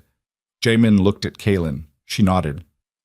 "We go together," Jaymin said. "On my signal, you breach, but give me time to reach Mrs. Shin first." Understood, sir. Jaymin and Kaylin exited the vehicle, started walking toward the hotel entrance. Every step felt like walking toward execution. The lobby was empty. Too empty. Like someone had cleared it deliberately. Their footsteps echoed on marble as they crossed to the elevator. He knows we're not alone, Kaylin whispered. Of course he knows, but he's arrogant. Thinks he has the superior position. Does he? We're about to find out. The elevator climbed toward the penthouse. Kaylin's heart hammered so hard she thought it might break through her ribs. Beside her, Jaymin was perfectly still, perfectly controlled, but she could see the tension in his jaw. The elevator dinged, doors opened. The penthouse had been rebuilt since the night Jaymin destroyed it. New windows, new furniture. Like the violence had never happened. Victor Huang waited in the center of the room, fully healed now, though he leaned on a cane from where Jaymin had shot his knee. Around him stood at least 15 armed men, and kneeling on the floor, gagged and bound, was Mrs. Shin. She was alive. Terrified, but alive. Right on time, Victor said, smiling. I appreciate punctuality. Then Daniel stepped out from behind a pillar, and Kaylin's blood turned to ice, because he was holding a gun, and it was pointed directly at. The gun in Daniel's hand looked enormous. Black metal catching the penthouse lights, barrel steady despite the tremor Kaylin could see running through his arms. He wasn't a killer, not naturally, but desperation made monsters of ordinary men. Put it down, Jaymin said quietly. Not a request, a command. Daniel's laugh came out strangled. You don't give orders here anymore, Victor does. Victor Huang shifted his weight on the cane, wincing slightly. The knee Jaymin had destroyed would never fully heal. Good. Kaylin hoped it hurt every single day for the rest of his miserable life. Such loyalty, Victor said, gesturing at Daniel. Your ex-fiancé has been quite useful. Told me everything about your security systems, your response protocols, even the lovely detail that you sleep in separate rooms. His smile turned predatory. Contract marriage. How modern. How convenient. Let Mrs. Shin go, Jaymin said. Your issue is with me. My issue is with both of you. You shot me, left me bleeding on this very floor, and your wife? Victor's gaze slid to Kaylin, hot and possessive. She cost me $2 million and considerable reputation damage. So no, I don't think I'll let anyone go. I think I'll take what I'm owed. Mrs. Shin made a muffled sound behind her gag. Her eyes were wide with terror, tears streaming down her face. Kaylin's hands clenched into fists so tight, her nails drew blood from her palms. What do you want? Kaylin asked, her voice steadier than she felt. What I wanted 3 weeks ago. You. One night. Then we're even. Never gonna happen. Oh, I think it will. Victor nodded to Daniel. Show them. Daniel pulled out his phone, tapped something, then turned the screen toward them. Live video feed, a room Kaylin didn't recognize, and inside it, her breath stopped. 3 women, tied to chairs, gagged like Mrs. Shin. One of them was Seo Yoon, Jaymin's intelligence officer. The other 2 looked like civilians, maybe family members of Jaymin's lieutenants. Insurance, Victor explained, in case you brought backup. Which, he glanced at his watch. I'm assuming you did. Your people are probably positioned within 3 blocks right now. Jin-ho leading the assault team, I'd guess. Former military, very predictable tactics. Jaymin's expression didn't change, but Kaylin felt him tense beside her. Here's what happens next, Victor continued. You tell your team to stand down. Then you, Jaymin, kneel in the center of this room while I decide whether to shoot you in the head or let you watch me finish what I started with Kaylin. Either way, you lose. Either way, you pay. And if I refuse? Then Daniel makes a phone call. My people execute all 3 women. Then we move on to the next 3 and the next. I can do this all night. How many people are you willing to sacrifice for pride? The question hung in the air like poison gas. Kaylin watched Jaymin's face, saw the calculation running behind his eyes. Cold math, acceptable losses, the brutal arithmetic of survival. Don't, she whispered. Don't give him what he wants. I don't have a choice. There's always a choice. Not one where you survive. Jaymin reached for his phone, and Kaylin's world tilted sideways. He was going to surrender, going to kneel, going to let Victor win because of her. The realization hit like a physical blow. She'd become his weakness, the vulnerability he'd spent a lifetime avoiding. And now Victor was going to use that weakness to destroy him, unless she acted first. "Wait," Kaylin said loudly. All eyes turned to her. "I'll do it. I'll go with Victor. One night, like the original deal. In exchange, you let everyone else go. Jaymin, Mrs. Shin, the hostages, all of them, unharmed." "Kaylin, no," Jaymin started. "Yes." She looked at Victor. "That's what you really want, isn't it? Not revenge, not violence. You want to win. You want to prove you're more powerful than him. So prove it. Take me. Let them go. Show Seoul that Victor Huang always collects his debts." Victor studied her, eyes calculating. Behind him, his men shifted, waiting for orders. Daniel's gun hand wavered. "You'd really do that?" Victor asked. "Sacrifice yourself? To save them? Yes. How noble. How tragically stupid." But Kaylin could see him considering it. The ego play was working.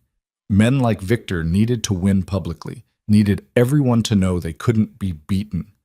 "She's not going anywhere with you," Jaymin said flatly. "It's not your decision." Kaylin turned to face him fully. "You've protected me enough. Time I protected you. By letting that animal, by being smart, strategic. Wasn't that what you said? Do whatever it takes to survive?" She softened her voice. "Let me do this. Please." Jaymin's jaw clenched so hard she heard teeth grinding. His hand moved toward his concealed weapon. She knew he had one, probably several, despite Victor's demands to come unarmed. "Don't," she whispered. "You draw that gun, everyone dies. We both know it. I won't let him touch you. You might not have a choice." The moment stretched taut as a wire. Then Victor laughed, delighted by the drama. "This is better than I imagined. The great Jaymin Kwan brought to his knees by a woman he's known 3 weeks. Daniel, you were right. Marriage made him soft." Daniel's smile was toxic. "Told you, emotional attachment is a disease." "Shut up," Kaylin spat. "You don't get to talk. You don't get to have opinions about love when you've never felt anything real in your pathetic life. I felt satisfaction when I sold you. Does that count?" The words should have hurt. Instead, they clarified everything. Daniel was hollow, a shell of a human being animated by greed and ego. He'd never loved her because he was incapable of love. Understanding that made her stronger. "So," Victor prompted, "do we have a deal? Kaylin for everyone else?" "No deal," Jaymin said. "Yes, deal," Kaylin countered. "Kaylin, I'm not asking permission." She looked at Victor. "But I have conditions." "You're not in a position to negotiate?" "Actually, I am. Because if you want me to cooperate, really cooperate, not just fight you every second, then you'll agree to terms. Otherwise, you'll have to drag me kicking and screaming, and where's the victory in that?" Victor tilted his head, intrigued. "What conditions?" "Everyone walks out of here. Jaymin, Mrs. Shin, the hostages, his entire team. No one gets hurt, no one gets followed. Clean exit." "And in exchange?" "One night, like the original agreement. I'll go with you. I won't fight. I won't try to escape." The words tasted like poison. "But it happened somewhere else, not here, not in front of him." She couldn't look at Jaymin, couldn't see the expression on his face. "Interesting," Victor mused. "You'd really let me have you to save your husband?" "He's not—" Kaylin stopped. Because legally, Jaymin was her husband. And somewhere in the past 3 weeks, the contract had become something else, something real. "Yes, I would." "This is insane," Jaymin said. His voice had gone dead, hollow. "You're not doing this." "Watch me." Victor nodded slowly. "All right, I accept your terms. We'll conduct business at my private estate in Busan. Tonight. And your husband and his people will have exactly 1 hour to leave Seoul before I change my mind and kill everyone anyway." "How do I know you'll keep your word?" Kaylin asked. "You don't. But what choice do you have?" None. She had no choice, just like that night 3 weeks ago when Daniel had locked the door. Except this time, she was choosing, actively, deliberately, taking control of her own destruction to save the people she'd come to care about. "Fine," she said. Let's do this. No. Jaymin grabbed her arm, spun her to face him. His eyes were wild, desperate, completely unlike the controlled man she'd married. I won't let you sacrifice yourself for me. I won't survive it. You will. You're stronger than this. I'm not. Not without... He stopped, jaw working. Don't make me lose you, please. The please broke her heart. Jaymin Kwan didn't beg, didn't plead, didn't show weakness, but here he was, completely undone by the thought of losing her. You won't lose me, she lied. I'll survive. I'll come back. You don't know that. Neither do you. She reached up, cupped his face. But I know this. If we fight now, everyone dies. Your people. Mine. All of it. So I'm choosing differently. I'm choosing to save you. I didn't ask you to save me. Too bad. That's what wives do. She kissed him, hard, pouring everything she couldn't say into the contact. Goodbye. I love you. Forgive me. All the words trapped in her throat because saying them would make them real. When she pulled back, his eyes were wet.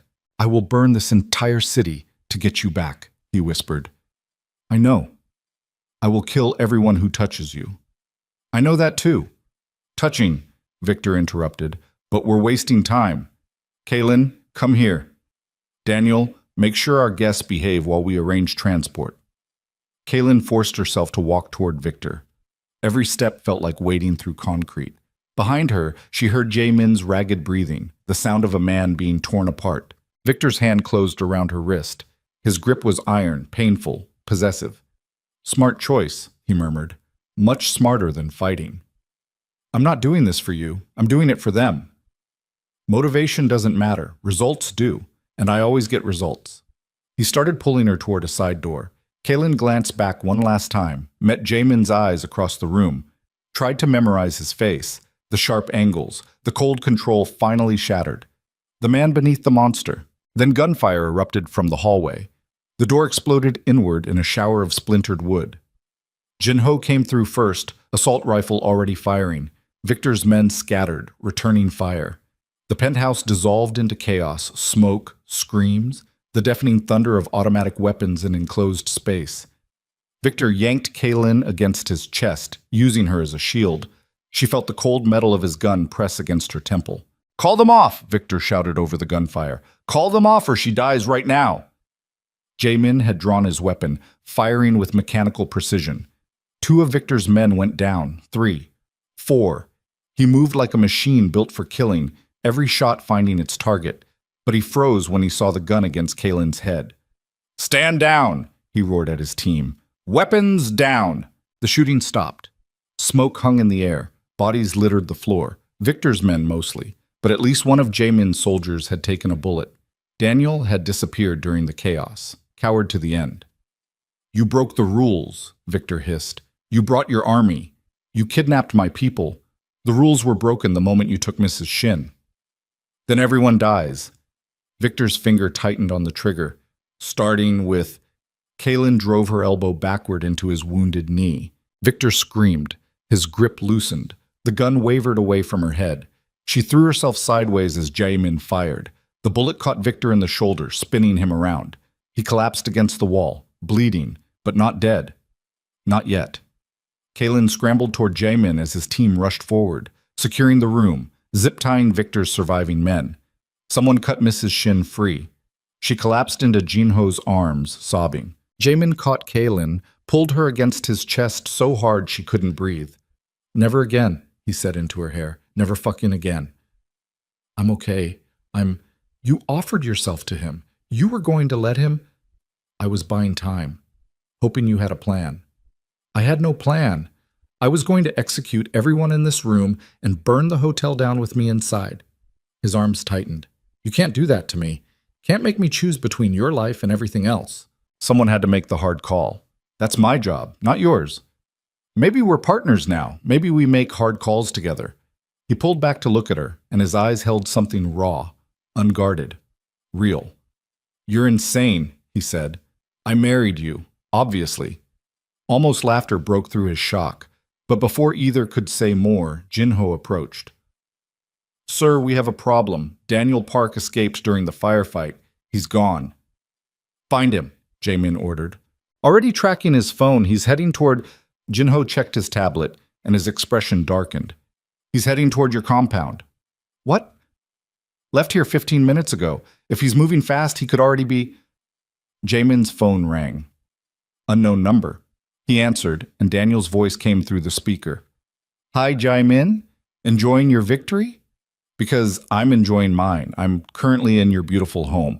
In your bedroom, actually. You have excellent taste in furniture. Get out of my house before I... Before you what? Come home and stop me? By all means, try. But you should know I've placed explosives throughout the compound. Insurance, you might say. If I don't send a specific code every 30 minutes, the whole place goes up. And there are still people here. Servants, guards, maybe a dozen in total. Kaylin's blood turned to ice. He's bluffing. Am I? Check your security feeds. Jaymin pulled up the compound cameras on his phone. Daniel was visible in multiple feeds, moving through the house with what looked like military-grade explosives, wiring them to structural supports, setting timers. He wasn't bluffing. What do you want? Jaymin asked, voice deadly calm. What I've always wanted. Money. $4 million. Transfer it to the account I'm sending you now, or everyone in this compound dies. You have 15 minutes. Even if I agree, it'll take longer than that to move that much money. Then I suggest you work fast. Daniel's laugh was unhinged. And Jaymin? Don't try to come here. I've set up cameras on every approach. The moment I see your vehicles, I detonate. Everyone dies, so stay exactly where you are and pay what you owe. The call ended. The penthouse went silent except for heavy breathing and the muffled groans of wounded men. He's cornered, Jinho said. Desperate, which makes him unpredictable. Can we evacuate the compound? Kaylin asked. Not in 15 minutes. Not without him seeing movement on the cameras and detonating early. Jaymin's mind was racing, visible in the intensity of his stare. We have to assume he'll kill everyone, regardless of whether we pay. So what do? We call his bluff. You just said he's not bluffing. About the explosives, but he's bluffing about staying. He's not suicidal. The moment he gets the money, he'll run, which means there's a window, small, maybe seconds, where he's distracted, focused on his escape instead of the detonator. That's a huge gamble, Jinho said. It's all we have. Jaymin started giving orders rapid fire. Seo-yoon, if you're still alive at the other location, respond. His phone buzzed. Text message. Alive. Hostages secured. What do you need? Get to my compound. Approach from the south through the drainage tunnels. Daniel won't have cameras down there. You have 14 minutes to find and disarm his explosives. Boss, that's impossible. Then do the impossible. Jinho, transfer the money. Make it look real. I want him to believe he's won. Kaylin. He turned to her. You're staying here. Like hell I am. This isn't negotiable. Neither am I. That's my home too now. And Daniel used me for this entire nightmare. I'm seeing it through to the end. They stared at each other. Two stubborn people who'd survived too much to back down now. Fine, Jaymin finally said. But you stay behind me. You do exactly what I say. And if I tell you to run, you run. Understood? Understood. They left Victor bleeding on the penthouse floor. Jinho would arrange cleanup later, and raced for the vehicles. The drive to the compound took 8 minutes that felt like hours. Every second, Kaylin imagined the explosion. Bodies torn apart. The home she'd just started to think of as safe, destroyed. 3 blocks out, Jaymin pulled over. We walk from here. Daniel's watching the roads. They moved through this darkness on foot, staying off main streets. Jaymin's phone showed the countdown. 6 minutes until Daniel's deadline. 4 minutes. 2. Jinho confirmed the money transfer went through. Daniel's voice came over Jaymin's phone via speaker. Received. Pleasure doing business. Oh, and Jaymin? Consider this payback for stealing my fiancé. She was never yours. She was mine first. You gave up that right when you sold her. I gave up nothing. I made a business decision, just like you're about to make one.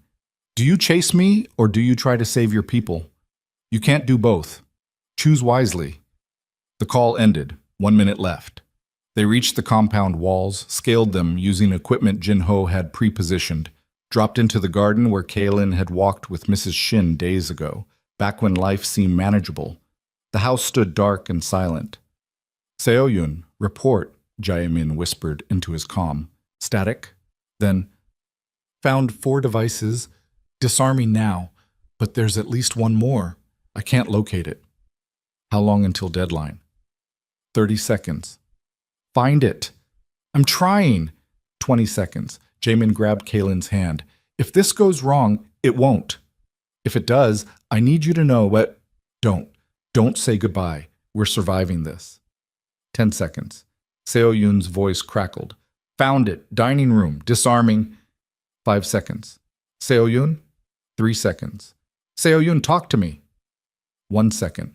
0. Nothing happened. Silence. Then Seoyun's voice shaking. Disarmed. All clear. Repeat. All clear. Kaylin's knees gave out. Jaymin caught her, held her up as relief washed through them both. Where's Daniel? He asked into the comm. East exit. Moving fast. Wait. He's not alone. What? Someone's with him. Can't ID from here. They're getting into a vehicle, black sedan, no plates. They're escaping together. Follow them. I want to know where they go. I want to know who's helping him. I want everything. Copy that. Jaymin and Kaylin entered the house through a shattered window. Staff were emerging from hiding places, shaken but alive. Mrs. Shin appeared from the kitchen, threw her arms around both of them. I thought we were all dead, she sobbed. That boy, he was wiring bombs everywhere, laughing the whole time. He's gone now, Jaymin said gently. You're safe. But for how long? How long before someone else tries to kill us? How long before this war destroys everything? The question hung unanswered. In the master bedroom, Kaylin found evidence of Daniel's presence. Drawers opened, clothes scattered, her things violated. He'd been looking for something. Information, maybe? Leverage. Or maybe he just wanted to destroy one more piece of her old life. We can't keep living like this, she said when Jaymin joined her, constantly under attack, always waiting for the next threat. I know. So what do we do? Jaymin's expression hardened. We end it, permanently. No more half measures, no more mercy. Victor survives tonight, he'll come at us again. Daniel escapes, he'll sell information to our enemies. The Cho Syndicate is still out there, still funding operations against us, so we burn it all down. You're talking about war, real war. We're already at war, have been since the moment I kicked down that hotel door. Tonight, we stop pretending otherwise. He pulled out his phone, made a call. When he spoke, his voice carried absolute authority. This is Kwon Jaymin, Code Black. I'm calling in every favor, every debt, every alliance we've built over the past decade. Target is the Cho Syndicate and anyone allied with Victor Huang. We move at dawn. Total elimination. No survivors, no mercy. This ends now. He hung up, looked at Kaylin. Last chance to walk away. After tonight, there's no going back. I'm declaring open war on half of Seoul's underworld. It'll be bloody, brutal, and you'll be right in the middle of it as my wife. Kaylin thought about everything she'd survived. The betrayal, the violence, the transformation from naive marketing exec to a woman who could stand in penthouses while guns fired and not flinch. I'm not walking away, she said. I'm walking forward, with you, into whatever comes next. Even if it destroys us? Even then. Jaymin pulled her close, kissed her hard enough to bruise.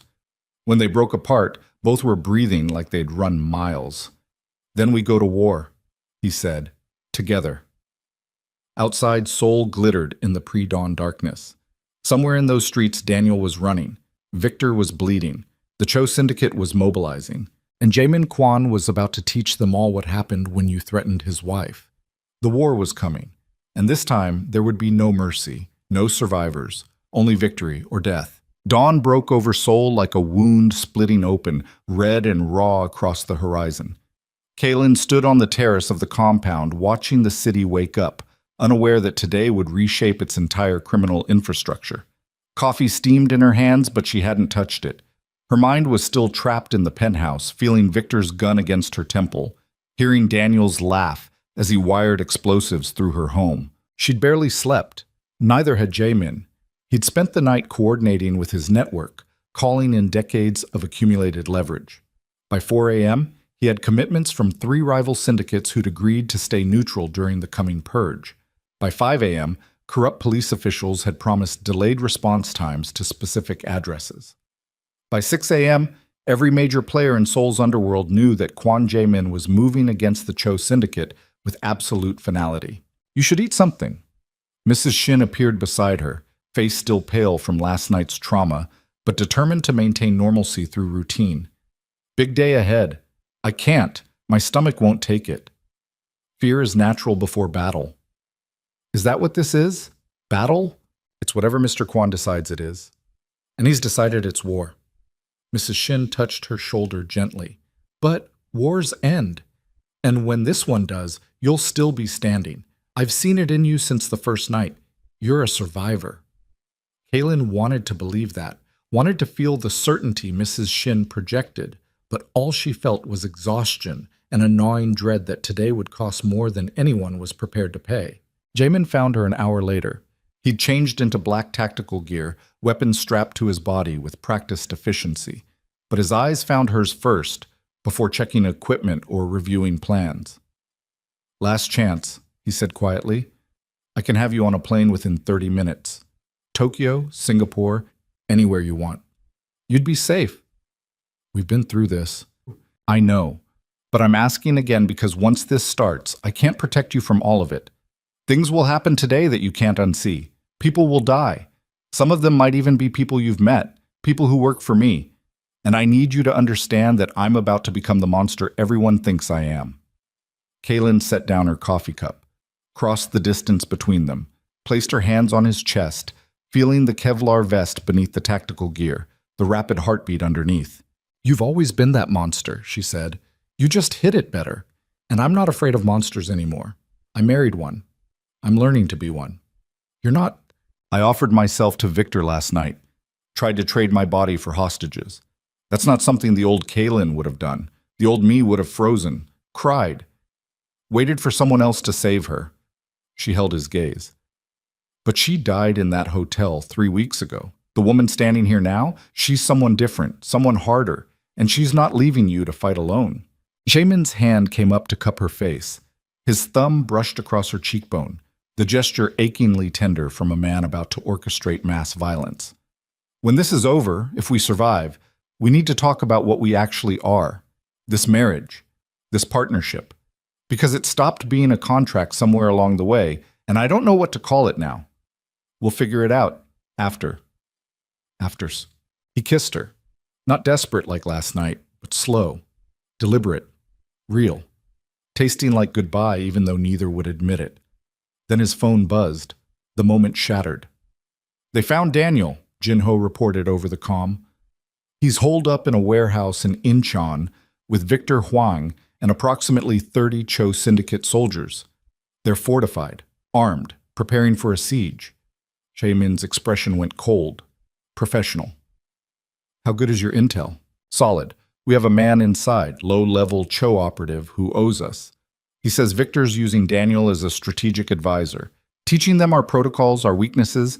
They're planning a coordinated strike against all your business holdings simultaneously. Burn everything down while you're distracted." "When?" "Noon. They're waiting for maximum chaos. Lunch hour crowds, hard to control collateral damage." Jaymin checked his watch. "That gives us 5 hours. Good. We move in 3. I want overwhelming force. I want this over fast and clean. Sir, if we're going in that heavy, we should notify no one. The more people who know, the more chances for leaks. We use our core team. 85 men. That's enough. Against 30 Cho soldiers and whoever Victor hired as backup? It'll be tight. Then we better shoot straight." 2 hours later, Kaylin sat in the back of an armored SUV, watching Seoul's industrial district roll past. Jaymin had tried one last time to make her stay behind. She'd ignored him, climbed into the vehicle, strapped on the Kevlar vest Jinho provided, checked the handgun Jaymin had taught her to use during their crash course in self-defense. "You know how to use that?" Jinho asked from the driver's seat. "Point and shoot. Not complicated. Shooting targets in a controlled range is different from shooting people who are shooting back." "Then I guess I'll learn fast," he grunted. You're either very brave or very stupid. Can it be both? Almost laughter. You're good for him, the boss. I've worked for Mr. Kwan for 8 years. Never seen him like this. Unbalanced, emotional, vulnerable. Is that bad? Depends on whether it gets him killed. Jinho glanced at her in the rearview mirror. But between you and me, it's made him more human, and humans fight harder than machines when they have something worth protecting. The convoy, 12 vehicles carrying Jaymin's entire combat-ready force, rolled through Incheon's warehouse district. Empty streets, abandoned buildings. The perfect place for a war nobody wanted witnesses to see. They stopped 3 blocks from the target. Soldiers deployed with practiced silence, checking weapons, syncing communications, preparing for violence like athletes warming up for competition. Jaymin gathered his team leaders. Primary objective, Victor Huang and Daniel Park. Alive if possible. Dead if necessary. Secondary objective, dismantle the Cho presence here completely. No one walks away to regroup. Understood? Affirmatives all around. Kaylin stays in the vehicle with 2 guards. If things go wrong, you get her out. That's not a request. That's an order. The guards nodded. Kaylin started to protest, then stopped. Pick your battles. This wasn't worth fighting over. Jaymin approached her one last time. Stay here. Stay safe. I'm coming back. You better. If I don't finish that sentence. You're coming back. We have things to figure out, remember? He smiled. Rare. Genuine. Yeah, we do. Then he was gone, moving with his team toward the warehouse complex like shadows bleeding into shadows. Kaylin watched through the SUV's reinforced windows as they approached, saw them split into assault teams, saw the first breaching charges go off, blowing doors inward with controlled explosions, heard the gunfire start. It was nothing like movies made it seem. No dramatic music, no slow motion, just the rapid hammering of automatic weapons, punctuated by shouted commands and screams. Smoke billowed from the warehouse. Glass shattered. Something inside exploded, sending flames licking toward the sky. We should pull back, one of her guards said nervously. Get distance between us and... The rear window exploded. Kaylin threw herself sideways as bullets punched through the vehicle. Both guards returned fire, but one took a round to the throat, collapsing across the console. The other kept shooting, cursing in Korean, blood spraying across the dashboard. Outside, figures moved through the smoke. Not Jaymin's team. Different uniforms. Cho Syndicate reinforcements. They'd been ambushed. The intelligence had been wrong, or deliberately false. The remaining guard grabbed Kaylin's arm. Run! Go now! What about... I'll cover you. Move! She moved, kicked open the door, stumbled into smoke and chaos. Behind her, the guard's weapon barked 3 times before going silent. She didn't look back, couldn't afford to. The warehouse complex was a maze. Storage units, shipping containers, narrow alleys between buildings. Kaylin ran without direction, just trying to put distance between herself and the killing ground. She rounded a corner and slammed into someone. Daniel. He looked terrible. Hollow-eyed. Manic. Blood on his clothes that might or might not be his own. And the gun in his hand was shaking, but aimed directly at her chest. Kaylin. Her name sounded wrong in his mouth. Familiar, but poisoned. This is perfect. Poetic, even. Everything comes full circle. Let me go, Daniel. Why would I do that? You're the reason I'm here, the reason everything fell apart. If you'd just done what you were supposed to that first night, just let Victor have his way, none of this would have happened. You sold me. Don't pretend this is my fault. I made a business decision, and you ruined it by being difficult, by fighting back, by making Jaymin fucking Kwan fall in love with you. He laughed, the sound unhinged. Do you know what that's worth? A crime lord's love. I could have sold that for 10 million. 20. But you had to actually care about him. Make it real. Complicate everything. Kaylin's hand moved slowly toward the gun at her hip. Where's Victor? Inside. Bleeding out, probably. Your husband shot him 3 times. Very thorough, very professional. But Victor got a few shots off, too. Think one caught Jaymin in the shoulder. Hard to tell with all the smoke. Her blood turned to ice. If you're lying, why would I lie? Everything's already destroyed. My company, my future, my life. All because I chose the wrong merchandise. He gestured with the gun. Turn around. Walk back toward the warehouse. We're going to find your husband. Watch him bleed. And then I'm going to shoot you both and finally get something out of this nightmare. You won't. Won't I? I've got nothing left to lose, Kaylin. That makes me very dangerous. No, it makes you pathetic.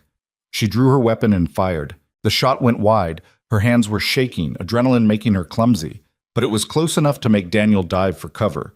Kaylin ran, hearing him scramble after her, cursing. Another shot, this one closer.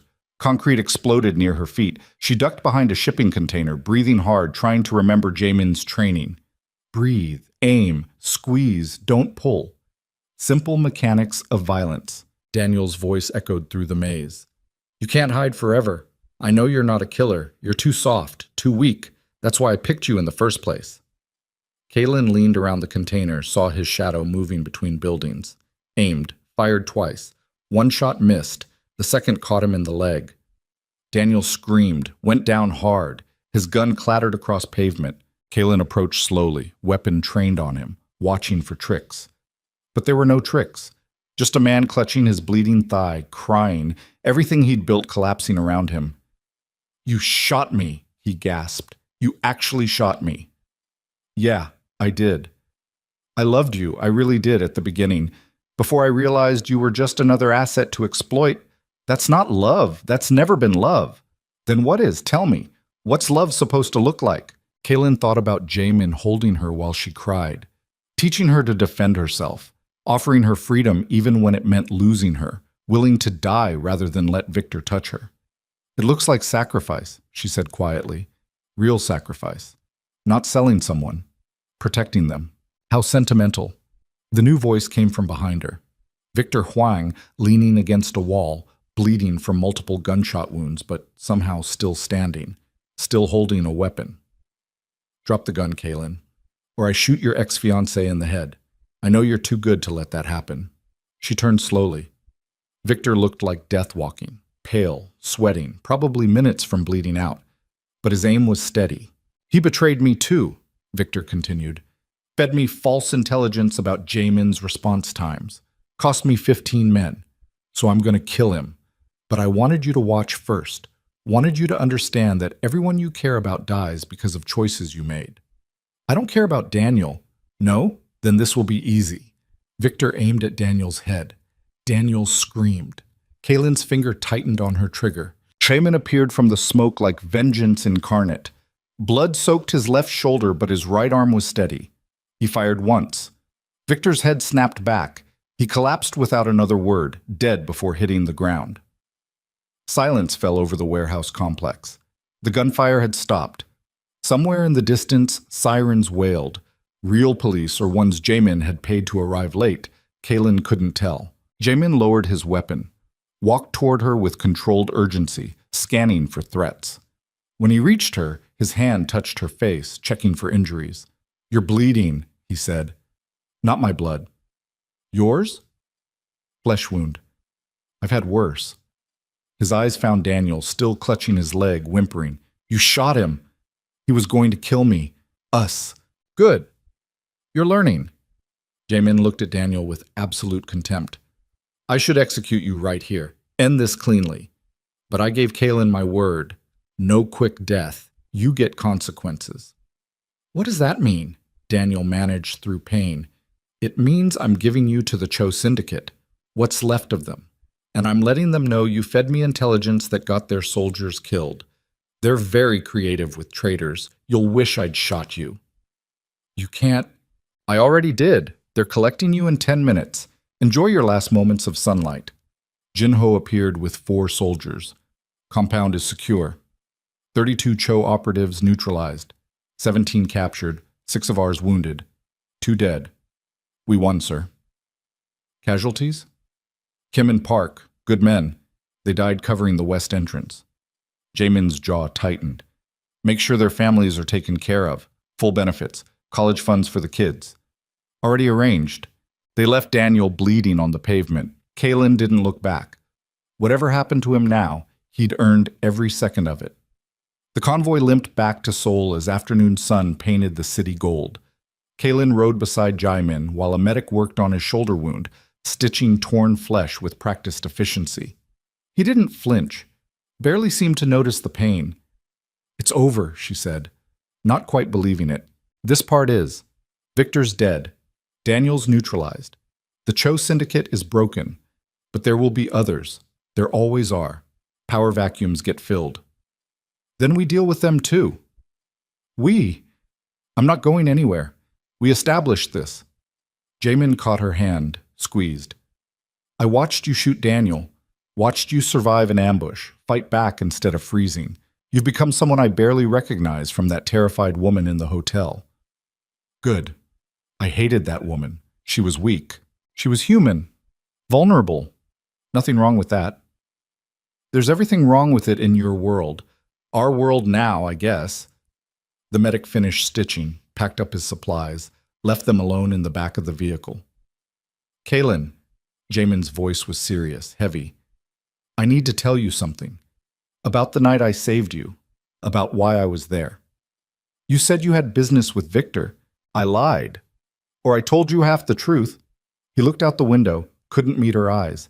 "I was there because I'd been tracking Victor for months. He'd trafficked women before, sold them to buyers across Asia, and 3 years ago, one of those women was someone I cared about, someone I was supposed to protect. You mentioned her, the woman you couldn't save. Her name was Min Seo. She was my father's ward, basically my sister, though not by blood. When she turned 18, she started dating someone my father warned her about, a businessman with connections to people like Victor. She didn't listen, thought she knew better. And one night, her boyfriend sold her exactly like Daniel sold you." Kaylin's breath caught. "What happened?" "By the time I found her, she'd been sold 3 times, passed between buyers like merchandise. She was broken, traumatized beyond repair. I got her out, put her in the best facilities money could buy. But she never recovered, never forgave herself for trusting the wrong person. 6 months later, she took her own life." "Jaymin, I was tracking Victor because he was connected to Min Seo's original buyer, building a case, planning to destroy him. And that night, I got a tip that he was making another transaction at that hotel. I went expecting to gather intelligence. Instead, I found you." His hand tightened on hers. "And for a second I saw Min Seo, saw another woman being betrayed by someone she loved, and I knew I couldn't be too late again. I couldn't let history repeat. So you saved me. I saved myself. My conscience. My guilt." He finally looked at her. "That's the real reason for this marriage. Not politics, not strategy. I needed you to survive because if you didn't, it meant Min Seo's death was meaningless. It meant I'd failed twice." The honesty gutted her. All this time she'd thought he was protecting her, but really, he was protecting the memory of someone he'd loved and lost. "Does that change things?" he asked quietly. "Knowing you were a stand-in for someone else?" Kaylin thought about it, really thought, and found that it didn't hurt like it should have. "No," she said, "because whatever your reasons for saving me were, what happened after was real. The way you taught me to fight, the way you looked at me like I mattered, the way you were willing to surrender to Victor last night to keep me safe. That wasn't about Min Seo. That was about us. Was it? Or am I just repeating patterns, trying to save you because I couldn't save her? Maybe it started that way, but it's not that anymore. We're not characters in someone else's story. We're writing our own now." Jaymin pulled her close, careful of his injured shoulder. "I don't know how to do this. Real relationships, honest ones. I've spent so long being strategic about everything. Then we figure it out together. No more lies. No more half-truths, just 2 broken people trying to build something that isn't broken. You're not broken. Neither are you. We're just survivors, and survivors adapt." The convoy reached the compound as sunset painted Seoul in shades of amber and rose. Staff came out to meet them, relieved faces, tears, the raw emotion of people who'd thought they might not see morning. Mrs. Shin hugged them both so hard Jaymin's stitches probably tore. "It's over, really over." "For now," Jaymin said. "For now, we're safe." That night the house felt different, lighter. Like something poisonous had been burned away, leaving clean air behind. Kaylin showered, washing off smoke and blood and the residue of violence. Changed into comfortable clothes. Found Jaymin on the terrace where she'd stood that morning, a lifetime ago. Can't sleep? She asked. Thinking. About? What comes next? Victor's dead, Daniel's gone. The Cho Syndicate is dismantled.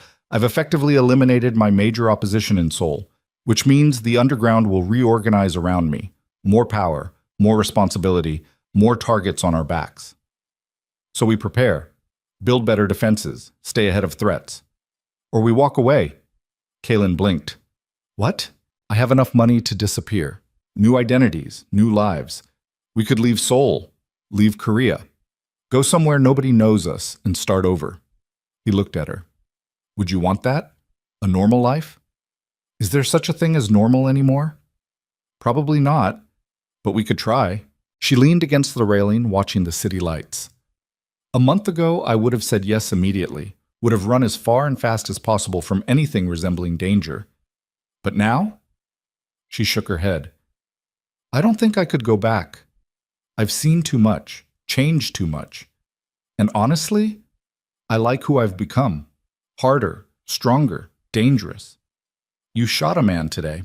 I know, and I should feel guilty, traumatized, but all I feel is satisfied. He tried to kill me, and I stopped him. That's not weakness. That's survival. Jaymin smiled, real, warm, unguarded. You've gone completely to the dark side. Maybe. Or maybe I'm just accepting reality. Your world isn't going anywhere. Someone has to run it. Might as well be us, doing it better than the monsters who came before. Us?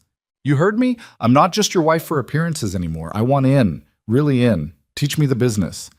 Let me contribute. Let me be a partner, not just protected cargo. That's dangerous. Everything about this life is dangerous. Might as well be dangerous together. He pulled her close, kissed her properly, deeply, without the shadow of death hanging over them. Just two people choosing each other despite everything. All right, he said when they broke apart. Partners, equal. But that means you train properly. Self-defense, weapons, strategy. If you're in this, you're in completely. Deal. When do we start? Tomorrow. Tonight we rest.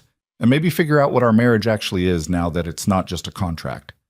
They went inside, climbed the stairs to the master suite. The separate sleeping arrangements felt absurd suddenly. Artificial barriers that no longer served any purpose. I'm not sleeping in the sitting room tonight, Jaymin said. Good, because I'm not sleeping alone. They fell into bed together, exhausted and wired, talking until words blurred into comfortable silence. Kaylin's head rested on Jaymin's chest, listening to his heartbeat slow, feeling his breathing even out. This was home. Not the compound, not the city, but this man. This partnership forged in violence and trauma and unexpected connection. Kaylin? I think I love you. I'm not sure because I've never really felt it before. But this, he gestured vaguely, encompassing everything. This feels like what people describe. Terror and comfort simultaneously, wanting to protect and be protected, caring more about your survival than my own. She propped herself up to look at him. I think I love you too, which is insane. We've known each other 3 weeks. We got married as a strategic move. This should not have become real. But it did. But it did. She kissed him softly. So what do we do about it? We keep surviving, keep fighting, keep building whatever this is until it's strong enough to withstand anything. That's the plan. That's the plan. They slept tangled together, and for the first time since her world had exploded, Kaylin didn't dream of hotels or betrayal. She dreamed of the future, uncertain but theirs to shape. Weeks became months. Kaylin trained with Jaymin's security team, learning combat techniques that transformed her body into a weapon. She studied the business, legitimate and otherwise, understanding the complex web of connections that kept the Kwon Empire functional. And slowly, she became something new. Not a victim. Not even just a survivor, but a power in her own right. Seoul's underground noticed. Whispers spread about Jaymin's foreign wife, who was more than decoration. The woman who'd shot Daniel Park, who'd stared down Victor Hwang, who stood beside the king and made him stronger rather than weaker. They held a second wedding 6 months after the first. Not a contractual arrangement this time. An actual ceremony with people they cared about watching. Mrs. Shin cried through the entire event.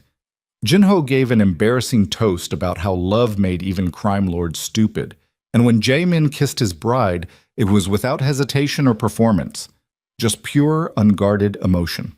A year passed. The Kwan Empire evolved. Jaymin started transitioning legitimate businesses to the forefront, slowly phasing out the more violent operations. Not because he'd gone soft, but because strength didn't always require bloodshed. Kaylin launched her own venture, a high-end security consulting firm that helped women in dangerous situations extract themselves safely. Legal, ethical, but backed by resources that made it genuinely effective. She hired survivors, trained them, turned trauma into expertise. And late at night, when Seoul slept, she and Jaymin would stand on that same terrace where so many conversations had happened, watching the city, planning the future, existing in a space they'd carved from chaos. Do you regret any of it? Jaymin asked one evening. That first night? Everything after? Kaylin considered the question seriously, thought about the terror, the betrayal, the violence, the transformation. No, she said finally. The worst night of my life freed me, destroyed everything I thought I was, and forced me to become someone stronger, someone real. And it gave me you. So no, I don't regret it. Even knowing what it cost? Especially knowing what it cost. Easy paths don't build character. They just maintain comfort. And I was comfortable before. Safe. Bored. Now I'm dangerous, powerful, alive in ways I never was.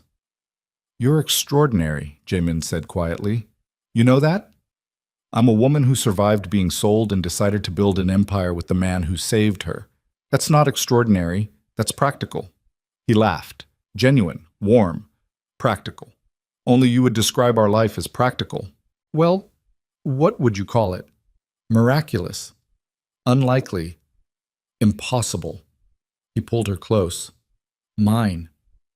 Ours, she corrected. Ours, he agreed. They kissed as Seoul glittered below them, a city of millions living ordinary lives while they stood above it all. Two people who'd found each other in the worst possible circumstances and somehow built something worth keeping. The past couldn't be changed. Daniel had vanished into whatever hell the Cho Syndicate had designed for traitors. Victor was dead. The betrayals had happened, but the future stretched ahead, unwritten and full of possibility. Kaylin leaned into Jaymin's warmth and realized something fundamental. She was happy. Not content. Not merely surviving. Actually, genuinely happy in a life she never could have imagined. Sometimes the monsters who saved you became the person you needed to become. Sometimes contracts became love. Sometimes surviving meant thriving, and sometimes, rarely but truly, the worst moments of your life led directly to the best. Seoul's lights blurred into stars. The city breathed below them. And two survivors stood together, partners in every sense, watching the night and knowing that whatever came next, they'd face it the same way they'd faced everything else. Together. Unbreakable. Home.